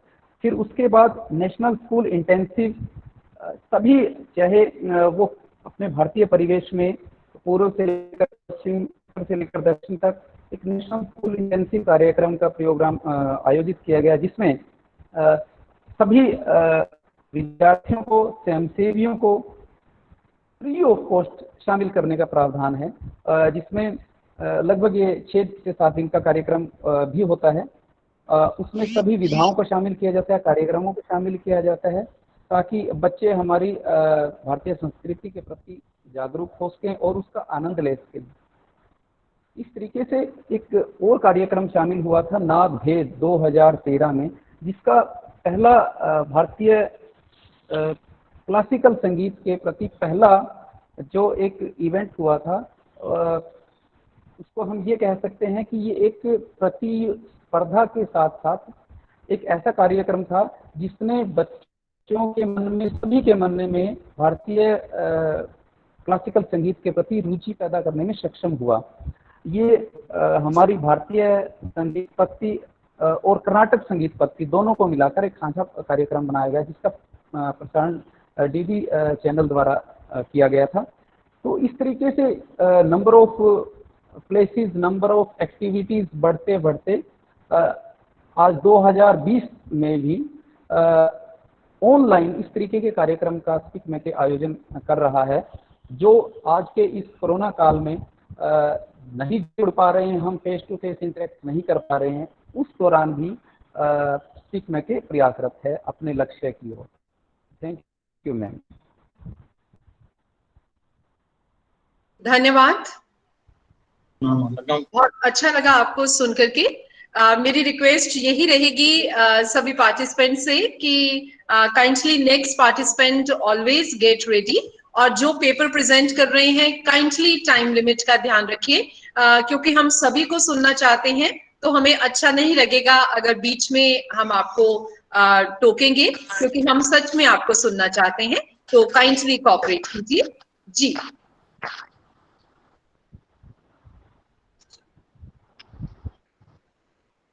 जी मैडम। हाँ, नेक्स्ट को बुलाएं। जी, नेक्स्ट पार्टिसिपेंट हैं mister Sachin Sharma from department of music Punjab university Chandigarh. Sir kindly अपना पेपर प्रेजेंट कीजिए। Mister Sachin Sharma ji. Can you hear me? Yes of course we can hear you. जी सब नमस्कार, मैं सचिन शर्मा, संगीत विभाग पंजाब विश्वविद्यालय चंडीगढ़ से। और सर्वप्रथम मैं अपने गुरु माँ डॉक्टर पंकज माला शर्मा जी, उनके चरण कमलों में प्रणाम करता हूँ। और मेरा जो आज का विषय है वो है रामपुर सहसवान घराना तथा इसके अनमोल रत्न उस्ताद राशिद खान। तो ये काफी विस्तृत विषय है, लेकिन मैं समय सीमा का ध्यान रखते हुए मुख्य बिंदुओं पर ही चर्चा करना चाहूंगा। तो सर्वप्रथम जब हम रामपुर सहसवान घराना इस संज्ञा का प्रयोग करते हैं तो पता चलता है कि ये 2 जगहों से इसका संबंध जो है स्थापित होता है। सहसवान में एक यूपी में जगह है बदायूं, वहां से, और रामपुर से। तो इसका जो कारण है वो यह है कि इस घराने के जो प्रवर्तक रहे हैं उस्ताद इनायत हुसैन खान साहब, वो सहसवान से उनका संबंध था। सहसवान उनकी जन्मभूमि थी बदायूं में, वहां के वो रहने वाले थे, और जो उनकी संगीत शिक्षा जो हुई वो रामपुर में हुई। रामपुर में सेनिया घराने के उस्ताद बहादुर हुसैन खान साहब, जो बीनकार भी थे मुख्यतः और गायक भी थे, तो उनसे इनायत हुसैन खान साहब की तालीम शुरू हुई। तो इस प्रकार इस घराने का जो नाम है वो 2 जगहों से, सहसवान जमा रामपुर, 2 जगहों से इसका नाम मिलता है। और जब हम इसके घराने की बात करते हैं तो यह घराना मुख्यतः दो घरानों के संगम से बना है, दो घरानों के मिलन से इस घराने का जन्म हुआ है, ग्वालियर और सेनिया घराना। क्योंकि जो इस घराने के प्रवर्तक थे इनायत हुसैन खान साहब, जैसा मैंने ऊपर बताया, उन्होंने बहादुर हुसैन खान साहब से तालीम ली संगीत की, और बाद में जो उनकी शादी हुई वो ग्वालियर घराना के उस्ताद हद्दू खान साहब की पुत्री के साथ हुई। तो शादी के पश्चात हद्दू खान साहब ने उनको संगीत की तालीम और बहुत सारी बंदिशें भी दी। तो रामपुर सहसवान घराने में दो घरानों की धाराएं जो हैं वो चलती हैं, सेनिया घराना और ग्वालियर घराना। तो रामपुर सहसवान घराने पर जब हम आते हैं तो मुख्यतः इसमें गायक भी हैं और वादक भी हैं। गायक, बहुत से गायक इसके आरंभ से लेकर अब तक इसमें बहुत प्रसिद्ध गायक रहे हैं, उनके बारे में हम आगे चर्चा करेंगे। लेकिन इस घराने के बहुत से वादक भी थे। तो जो इस घराने के प्रवर्तक थे उनके दो भाई थे, अली हुसैन खान साहब और मोहम्मद हुसैन खान साहब। ये दोनों बीनकार थे। इन दोनों ने सेनिया घराने के बहादुर हुसैन खान साहब से बीन की शिक्षा ली थी। तो ये तीनों भाई मिलकर इनायत हुसैन खान साहब और अली हुसैन खान साहब और मोहम्मद हुसैन खान साहब, इनायत हुसैन खान साहब गायन के क्षेत्र में आए और वे दोनों वादन के क्षेत्र में आए। तो आगे चलते हुए समय के साथ साथ ये घराना फलता फूलता गया, बढ़ता गया। उस्ताद इनायत हुसैन खान साहब का बहुत नाम हुआ भारत में और पड़ोसी देशों में भी। तो फिर उनके कुछ शिष्य भी बने, जैसे मुश्ताक हुसैन खान साहब का नाम आता है। तो आगे चलकर मुश्ताक हुसैन खान साहब इस घराने के बहुत ही प्रसिद्ध गायक रहे हैं। और यहाँ ये बताना चाहूंगा कि मुश्ताक हुसैन खान साहब पहले ऐसे संगीतज्ञ थे जिनको सर्वप्रथम संगीत नाटक अकादमी और पद्म भूषण पुरस्कार प्राप्त हुए थे। वो पहले ऐसे संगीतज्ञ थे। तो इसके साथ साथ इस घराने में और भी बहुत से गायक आते हैं, जैसे फिदा हुसैन खान साहब हैं, निसार हुसैन खान साहब हैं, सरफराज खान साहब हैं, हफीज खान साहब हैं, बहुत से गायक आते हैं। तो आगे चलकर ये सिलसिला जो है निसार हुसैन खान साहब तक पहुंचता है। निसार हुसैन खान साहब के बारे में हम जानते हैं, गुलाम मुस्तफ़ा खान साहब के पिता हैं, वो उस्ताद राशिद खान साहब के गुरु हैं, उनके नाना हैं। और काफी देर उन्होंने SRA में भी सिखाया है, संगीत रिसर्च अकेडमी कलकत्ता में 1978 से लेकर 1990 तक उन्होंने वहां पर संगीत की शिक्षा दी है विद्यार्थियों को। और अब हम आते हैं इस घराने की गायन शैली पर। तो इस घराने के योगदान के बारे में पहले तो बताना चाहूंगा कि बहुत सी बंदिशें और बहुत से राग इस घराने की बदौलत जो है प्रचलन में आए हैं, जैसे राग गौड़ सारंग, राग गौड़ मल्हार, इसके अतिरिक्त राग महकनी, ऐसे बहुत से राग जो हैं वो इस घराने से प्रचलन में आए हैं। और राग गौड़ सारंग की जो बात हम करते हैं तो इसमें एक बहुत प्रसिद्ध बंदिश है इनायत हुसैन खान साहब की, घड़ी पल उन बिन बीते मोह पे आली री। और इस तरह उन्होंने और भी बहुत सी बंदिशों की रचना की, जैसे राग मियां मल्हार में उनकी एक बंदिश है झनन झनन बिछुआ बाजे बाजे। और आगे चलकर मुश्ताक हुसैन खान साहब ने भी बंदिशों की रचनाएं की हैं, निसार हुसैन खान साहब ने भी बंदिशों की रचनाएं की हैं। जैसे एक भटियार की बहुत प्रसिद्ध बंदिश है तरपत बीती सगरी रैन भोर भई पिया ना आए, बहुत प्रचलित बंदिश है ये। तो बंदिशों के साथ साथ जो इस घराने की गायन शैली है, तो इस घराने में पहले तो हर एक अंग गाया जाता है, चाहे वो विलंबित ख्याल हो, ध्रुपद हो, द्रुत ख्याल, ठुमरी, सादरा, टप्पा, दादरा, तराना, जिस भी हम संगीत विधा की बात करें तो इस घराने में खूब गाया जाता है।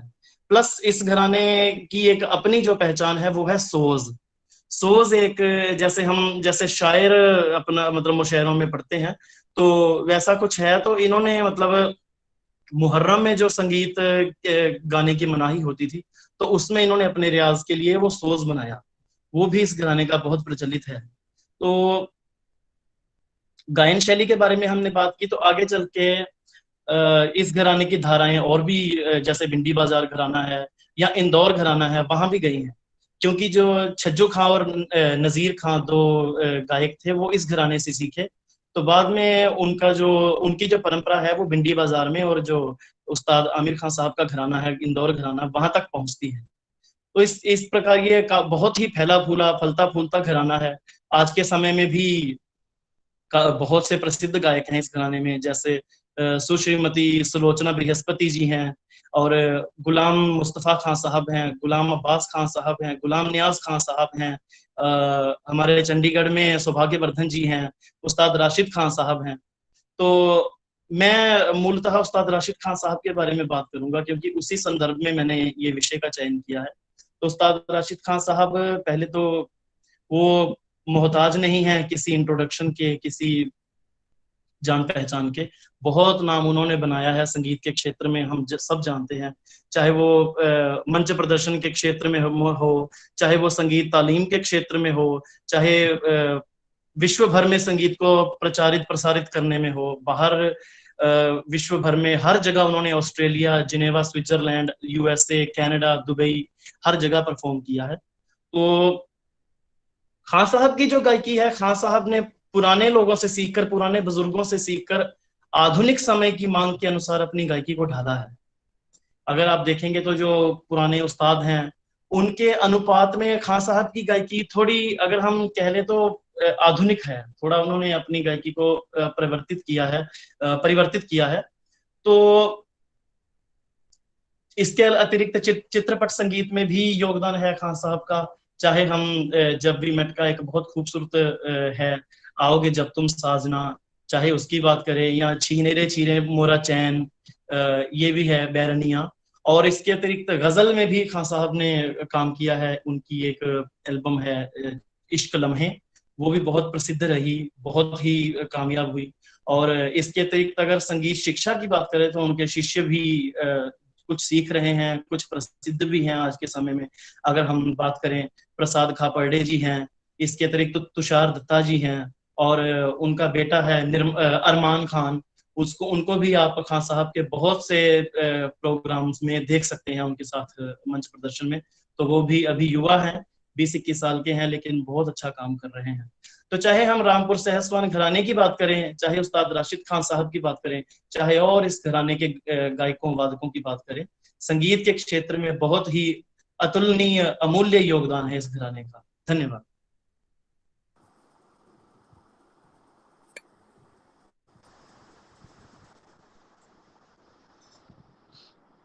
धन्यवाद। ठीक है, बहुत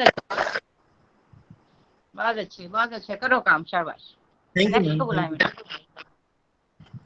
जी मैडम, मेरी लिस्ट में next participant is Shobha Kumari from department of music, Punjab university, Chandigarh. If you can hear me, kindly switch on your camera. Madam Shobha Kumari ji जो बांसुरी वाद्य के बारे में कुछ जानकारी देना चाहती हैं। सचिन जी के साथ जो उनकी हेल्प कर रहे थे, काइंडली उनका कैमरा ऑफ कर दें। मैडम शोभा कुमारी जी, मुझे लगता है कि शायद वो अवेलेबल नहीं है, तो इसी बीच मैं निमंत्रण दे रही हूँ जगतार सिंह पनेसर जी को, जो पंजाब यूनिवर्सिटी चंडीगढ़ से ही जुड़े हैं। Kindly switch on your camera, sir, and present your paper. Madam Pankaj Mala Sharma ji से निवेदन रहेगा कि वो काइंडली म्यूट कर ले। Thank you so much, ma'am. Am I audible? Yes, you are very much audible, sir. Kindly start your presentation. जी, सभी श्रोतागणों को मेरा नमस्कार और सभी गुरुजनों को मेरा सादर प्रणाम जी। मैं जगतार सिंह पनेसर अपना शोध कार्य आदरणीय प्रोफेसर पंकज माला शर्मा जी के निर्देशन के अंतर्गत कर रहा हूं और शास्त्रीय संगीत की शिक्षा गुरुजी पंडित अरुण कशालकर जी से प्राप्त कर रहा हूं, जिनको रसदास उपनाम से भी जाना जाता है। तो आज इस रिसर्च प्रेजेंटेशन में मेरा जो विषय है वो है शास्त्रीय संगीत के सुगढ़ गायक कलाकार पंडित गजानन बुआ जोशी की गायन शैली। पंडित गजानन बुआ जोशी का जन्म 30 जनवरी 1911 को मुंबई में हुआ। बुआ जी के दादा पंडित मनोहर पंत ध्रुपद दमार गायन शैली में निपुण थे और पिताजी श्री अनंत मनोहर जोशी ग्वालियर घराने के ख्याल गायक हुए हैं। बुआ जी ने ग्वालियर घराने की शिक्षा अपने पिता अंतु बुआ जी से प्राप्त की और वजह बुआ जी से ग्वालियर गायकी और अलापचारी की विशिष्टता को आत्मसात किया। आगरा घराने की लयकारी की तकनीक और विशेषताओं को उस्ताद विलायत हुसैन खान साहब से विधिवत सीखा। इसी प्रकार जयपुर घराने का गायन कोल्हापुर के उस्ताद भुर्जी खान साहब से सीखा। इस तरह पंडित गजानन बुआ जी ने ग्वालियर, आगरा और जयपुर तीनों घरानों की शिक्षा को आत्मसात किया। इसके अतिरिक्त आपने तबले की तालीम पंडित विनायक राव घांगरेकर जी से अर्जित की, जिनका संबंध फारुखाबाद घराना से है। गायन के साथ साथ वायलिन वादन तथा तबला वादन में निपुण गजानन बुआ जोशी एक विलक्षण प्रतिभा के रूप में उभरे।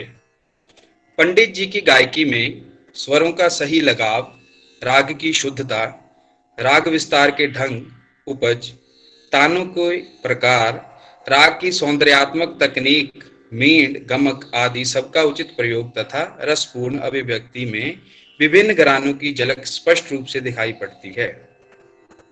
उनके गाए हुए राग भैरव, मुल्तानी इत्यादि बहुत प्रसिद्ध हुए, जिनकी रिकॉर्डिंग्स हम इंटरनेट पर भी सुन सकते हैं।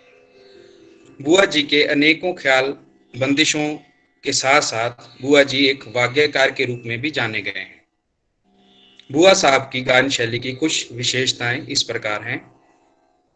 खुली और जोरदार आवाज में खरज का अभ्यास एवं प्रयोग, ग्वालियर आगरा घरानों की तालीम होने के साथ नोम तोम के आलाप का प्रयोग, तीनों सप्तकों का क्रम अनुसार प्रयोग, सपाट तान की तैयारी एवं उनका प्रयोग, गमक का प्रयोग, आगरा घराने की विभिन्न लयकारियों और तिहाइयों का प्रयोग, प्रत्येक दिन में 12 से 18 घंटे का निरंतर अभ्यास और उप शास्त्रीय संगीत की गायन शैलियां, ठुमरी, काफी आदि में कण, खटका, मुर्की, बहलावों आदि का प्रयोग।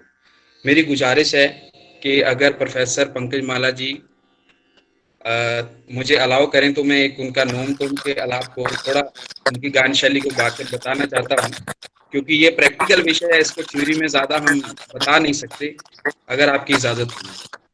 संक्षिप्त में कहें बेटा, क्योंकि बहुत लोग हैं ना, संक्षेप जी में कहें। जी मैम जी।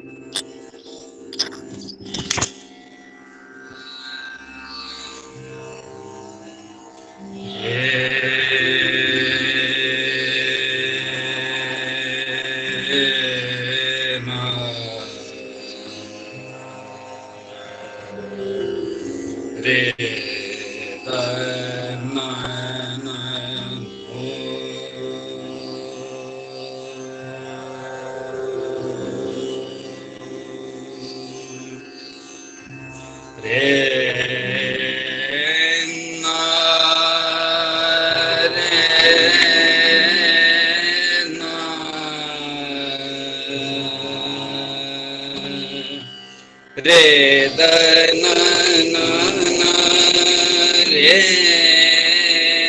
न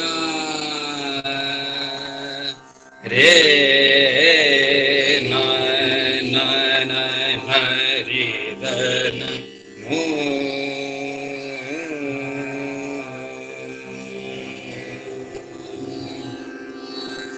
रे नु रे ना रे द नो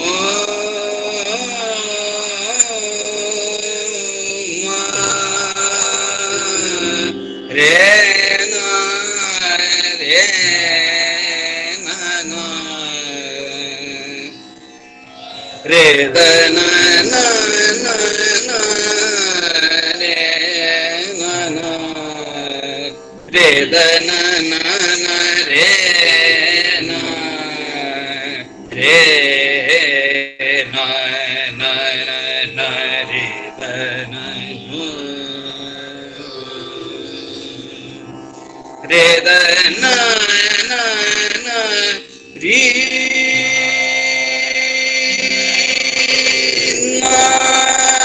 न रे रे द न न न न रे न न रे न रे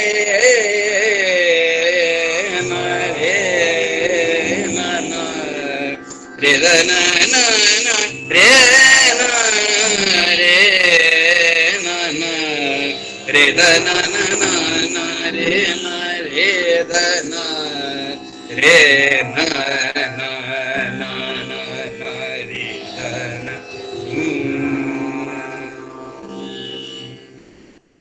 बहुत बहुत मेहरबानी जी। Thank you. अच्छा है, रियाज करते रहिए। जी मैम, आपका आशीर्वाद है जी, बस आपका आशीर्वाद है। धन्यवाद। धन्यवाद। Our next participant is Manish Kumar from Central University of Jharkhand. अगर वो मेरी आवाज सुन रहे हो, mister Manish Kumar from central university of Jharkhand. अगर वो मीटिंग में नहीं है तो हम नेक्स्ट टर्न दे रहे हैं श्री मलकीत राय जी को, जो कि पंजाब यूनिवर्सिटी चंडीगढ़ से हैं। So kindly switch on your camera and present your paper. मेरी फिर से रिक्वेस्ट रहेगी कि काइंडली 5 मिनट्स की टाइम लिमिट को ध्यान में रखिएगा। अदरवाइज हमें क्योंकि लिंक भी इश्यूज आ रहे हैं तो हमें मजबूरन 5 मिनट्स के बाद रिमूव करना पड़ेगा। काइंडली इस चीज को ध्यान रखिए। मैं समझती हूँ ये विषय इस तरह का है जिसमें भाव है और सच में हम सुनना चाहते हैं, लेकिन क्योंकि सभी पार्टिसिपेंट्स को सुनना है तो सभी काइंडली कोऑपरेट कीजिए। जैसे हमें पंकज माला शर्मा जी ने भी कहा कि संक्षिप्त रूप में बताइए, और आप सब हमें अपना राइटर भेजिए, अपने एब्स्ट्रैक्ट्स भेजिए, उसको भी हम रिकॉर्ड्स में लेके आएंगे। Thank you sir. Kindly start presenting your paper sir. You are welcome. सबसे पहले सभी गुणीजनों को नमस्कार। और मेरा सौभाग्य है कि डॉक्टर पंकज माला शर्मा जी जैसे कि मान्यता रही है कि कोई भी धर्म कर्म रस्मों रिवाज पूजा अर्चना मर्यादित संगीत परंपराएं इत्यादि तब तक संपूर्ण नहीं मानी जाती जब तक उन सब की सैद्धांतिक रूप से कोई धर्म ग्रंथ न करता।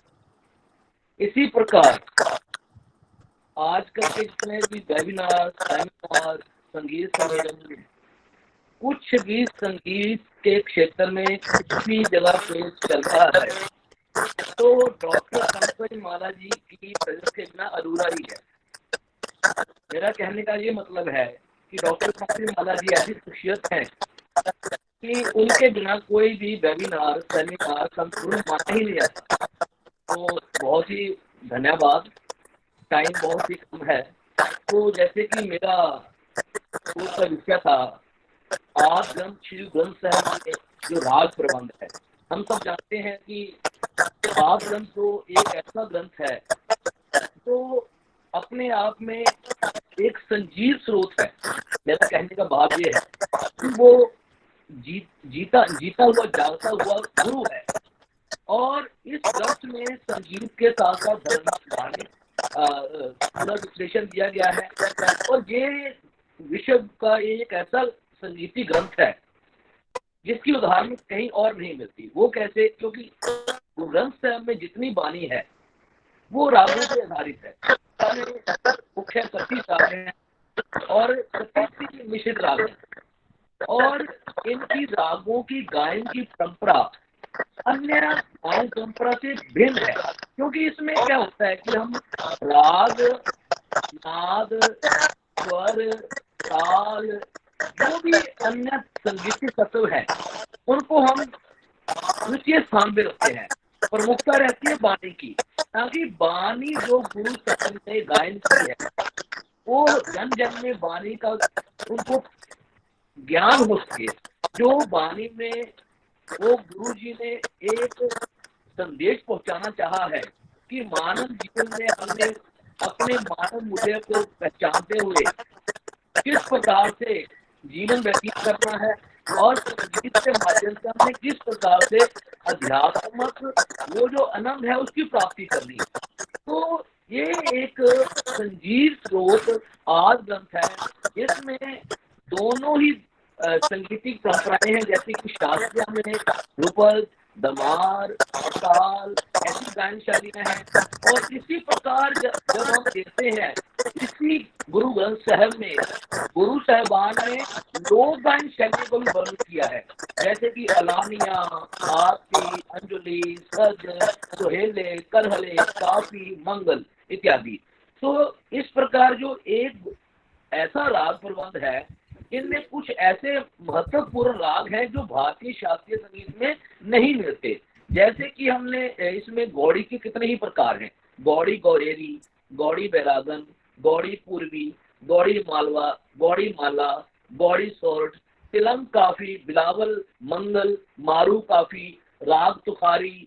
ये जो राग हैं केवल आद ग्रंथ में ही संकलित हैं, नहीं मिलते। तो मेरा कहने का यही भाव है, क्योंकि टाइम बहुत ही कम है, विषय इतना लंबा है कि हम एक राग को पढ़कर उसका विश्लेषण करें तो कम से कम भी 2-3 घंटे लग जाएंगे। तो कभी और फिर मौका मिलेगा तो इससे हम विस्तृत रूप में हम शोध को आगे बढ़ाएंगे। तो मैं बहुत ही इनका अति धन्यवाद हूँ, मुझे इसमें शामिल करने का मुझे मौका दिया। मैं सबको बहुत बहुत धन्यवादी हूँ। जब आगे समय मिलेगा तो हम इसको विस्तृत रूप में इस शोध कार्य पे पूरी चर्चा करेंगे। बहुत बहुत धन्यवाद आपका जी, बहुत बहुत धन्यवाद। बहुत धन्यवाद सर आपका।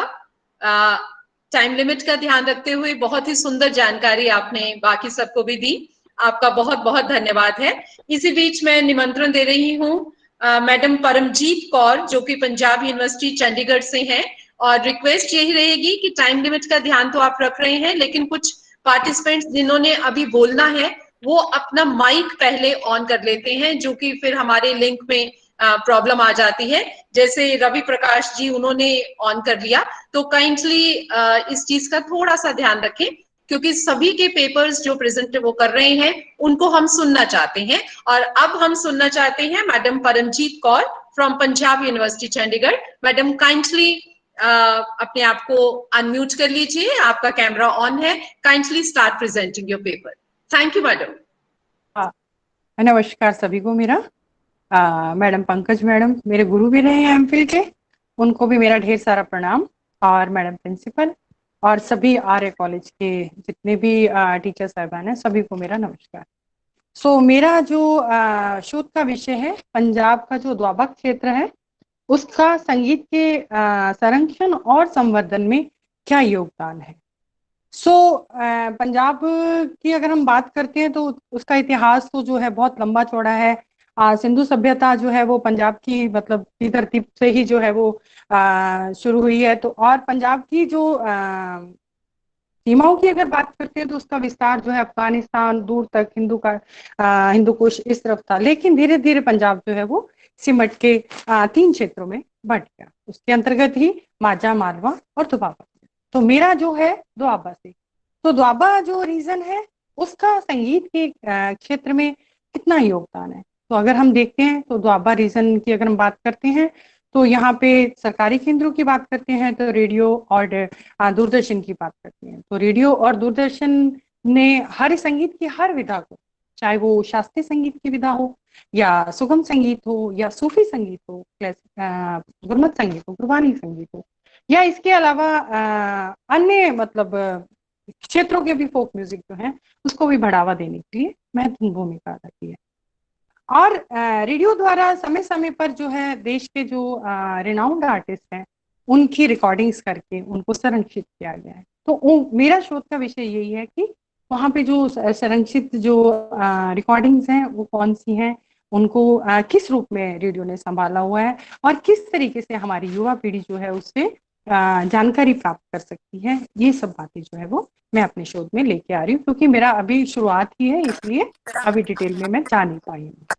इसी के साथ दूरदर्शन की भी अगर हम बात करते हैं तो दूरदर्शन द्वारा भी समय समय पर जो है हेलो हेलो हेलो मैडम मेरी आवाज आ रही है? हेलो हेलो मैडम आ रही है? हम आपको बहुत अच्छे से सुन पा रहे हैं। ओके। तो दूरदर्शन की भी बात करते हैं तो दूरदर्शन भी क्लासिकल म्यूजिक और दूसरी सभी संगीत की विधाएं हैं उसको टाइम टू टाइम जो है वो प्रमोट कर रहा है। उनके लिए अलग अलग टाइम स्लॉट्स जो है वो दिए गए हैं ताकि जिस भी टेस्ट का जो लोग हैं वो उस तरीके का संगीत जो है वो सुन पा रहे हैं। इसके साथ ही प्रतियोगिताओं का आयोजन रेडियो स्तर पर भी और दूरदर्शन स्तर पर भी समय समय पर प्रतियोगिताओं का आयोजन किया जाता है ताकि नई पीढ़ी जो है वो उसको मंच प्रदान हो उनकी कला जो है सब तक पहुंचे। इसी के साथ ही जो है घराने की अगर हम बात करते हैं तो घराना जो है भारतीय संगीत का जो है महत्वपूर्ण हिस्सा रहा है। पीढ़ी दर पीढ़ी संगीत की शिक्षा जो है घराने द्वारा ही संभव होती है, और जो हमारी पुरानी परंपरा है उसको संभालने के लिए भी घराने का महत्वपूर्ण योगदान रहा है।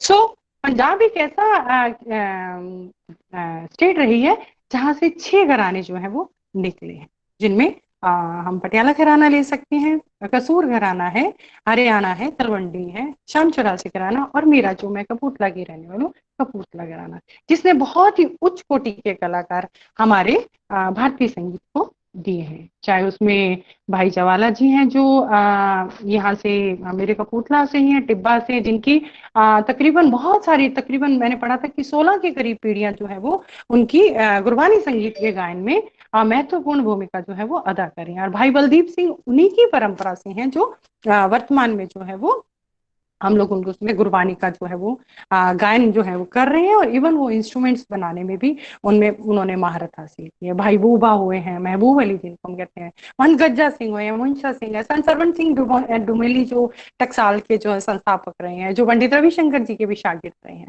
तो उन्होंने भी जो बहुत सारे इंस्ट्रूमेंट्स बजाने में माहिर थे, उन्होंने 7 के करीब बुक्स लिखी हैं, तो वो भी जो है इसी एरिया से हैं, दोआबा एरिया से। फिर उसके बाद हम बात करते हैं संगीत समारोह की बात करते हैं, तो हरिवल्लभ संगीत समारोह जो है जलंधर का, वो बहुत महत्वपूर्ण समारोह है संगीत का। इसके अलावा कपूरथला में ही नवाब जस्सा सिंह अहलूवालिया के नाम से जो है वो 6-7 साल चला है, जहाँ पे देश के उच्च कोटि के कलाकार जो है वो समय समय पे आके अपनी 3 दिन का जो है वो समारोह किया जाता था, और जहाँ पे चाहे वो उस्ताद देबू चौधरी, पंडित देबू चौधरी जी आए हैं, पंडित हरिप्रसाद चौरसिया हैं, पंडित जसराज आए हैं, और इसके अलावा प्रवीण सुल्ताना जी, अनगिनत कला, राजन साजन मिश्री, अनगिनत कलाकार यहाँ पे आए हैं, और उन्होंने अपनी कला का जो है वो प्रदर्शन कर आम लोगों तक संगीत जो है पहुंचाने की कोशिश की है। तो वो 3 दिन का समारोह जो है वो हालांकि पंजाब सरकार द्वारा किया जाता था, लेकिन उससे हम सब लोग जो है वो लाभान्वित हुए, जबकि कपूरथला एक बहुत छोटा सा शहर है, और जहाँ पे इस तरीके का समारोह होने से क्या हुआ कि आम लोगों को पता चला कि क्लासिकल म्यूजिक, इवन सूफी से संबंधित भी डांस, पंडित बिरजू महाराज डांस से हैं वो भी आए हैं, और पाकिस्तान के भी कुछ कलाकार जो हैं अपनी कला का प्रदर्शन करने के लिए। तो संगीत समारोह को मैंने लिया है। इसके साथ ही मैंने जो संगीत की गोष्ठियां जो है वो कॉलेज लेवल पे जो होती हैं वो, तो जैसे हमारे नेशनल सेमिनार्स, जैसे अभी ये वेबिनार हो रहा है, से नेशनल सेमिनार्स जो है यूजीसी स्पॉन्सर्ड नेशनल सेमिनार्स जो है डिफरेंट कॉलेजेस द्वारा समय समय पर आयोजित किए जा रहे हैं। इसके अलावा यूथ समारोह की बात, यूथ फेस्टिवल्स की बात जो है वो, तो गुदवाबा एरिया में जो है वो पंजाब यूनिवर्सिटी से एफिलेटेड कॉलेजेस हैं जो होशियारपुर डिस्ट्रिक्ट से आ जाते हैं सारे के सारे, और गुरु नानक देव यूनिवर्सिटी से जो एफिलिएशन मिली हुई है जिन कॉलेजेस को, जलंधर, कपूरथला, नवांशहर, फगवाड़ा, तो ये सारे कॉलेजेस जो है वो गुरु नानक देव, जहाँ पे संगीत एक सब्जेक्ट के रूप में पढ़ाया जा रहा है। बेशक संगीत जो सब्जेक्ट के रूप में बच्चों को पढ़ाया जा रहा है, तो उससे हो सकता है कि बहुत उच्च कोटि के कलाकार ना भी पैदा हो रहे हैं, बट एक संगीत में समझ जरूर बच्चों में पैदा हो रही है। इसी के साथ ही अगर हम ये तो शिक्षण संस्थाओं की बात की है, तो यूनिवर्सिटीज में जो है, कॉलेज में है, लवली प्रोफेशनल यूनिवर्सिटी है जहाँ संगीत का प्रॉपर एक डिपार्टमेंट चल रहा है, वहाँ पे एमफिल और पीएचडी जैसे कोर्सेज भी करवाए जा रहे हैं। तो मेरा कहने का तात्पर्य ये है कि दोआबा क्षेत्र जो है, जहाँ पे बहुत सारी मतलब संगीत को ऊंचा उठाने में बहुत सारे महत्वपूर्ण कार्य तत्व हैं, जैसे घराना हो गया, शिक्षण संस्थाएं होगी, सरकारी केंद्र जैसे दूरदर्शन हो गया या रेडियो हो गया, और गैर सरकारी संस्थाएं भी बहुत सारी हैं, संगीत समारोह हैं, सेमिनार्स हैं आयोजित किए जा रहे हैं। और टकसाल की अगर मैंने बात की है, तो डुमेली टकसाल जो है वो कपूरथला डिस्ट्रिक्ट का एरिया है, बट वो दोआबा में आती है। तो ये सारी चीजें जो है मेरे शोध के विषय के अंतर्गत आती है। धन्यवाद।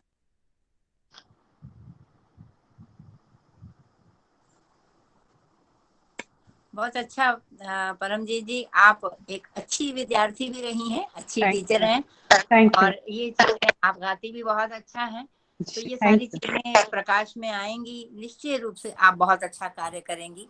आपके लिए बहुत बहुत शुभकामनाएं। आपका विषय बहुत अच्छा है, पंजाब में बहुत आवश्यकता है अपने पुराने शास्त्रीय संगीत को फिर से समृद्धि जी के मार्ग पे आने की, वो आप कार्य जी करेंगे। मैडम, मैं जी मैडम। बिल्कुल आपसे 100% मुझे विश्वास है कि आप बहुत अच्छा कार्य करेंगे और स्वयं भी गा के आप उसको लाएंगी आगे। Thank you very much, thank you madam, आपका आशीर्वाद हमेशा बना रहे। Thank you, all the best, all the best. Thank you, thank you.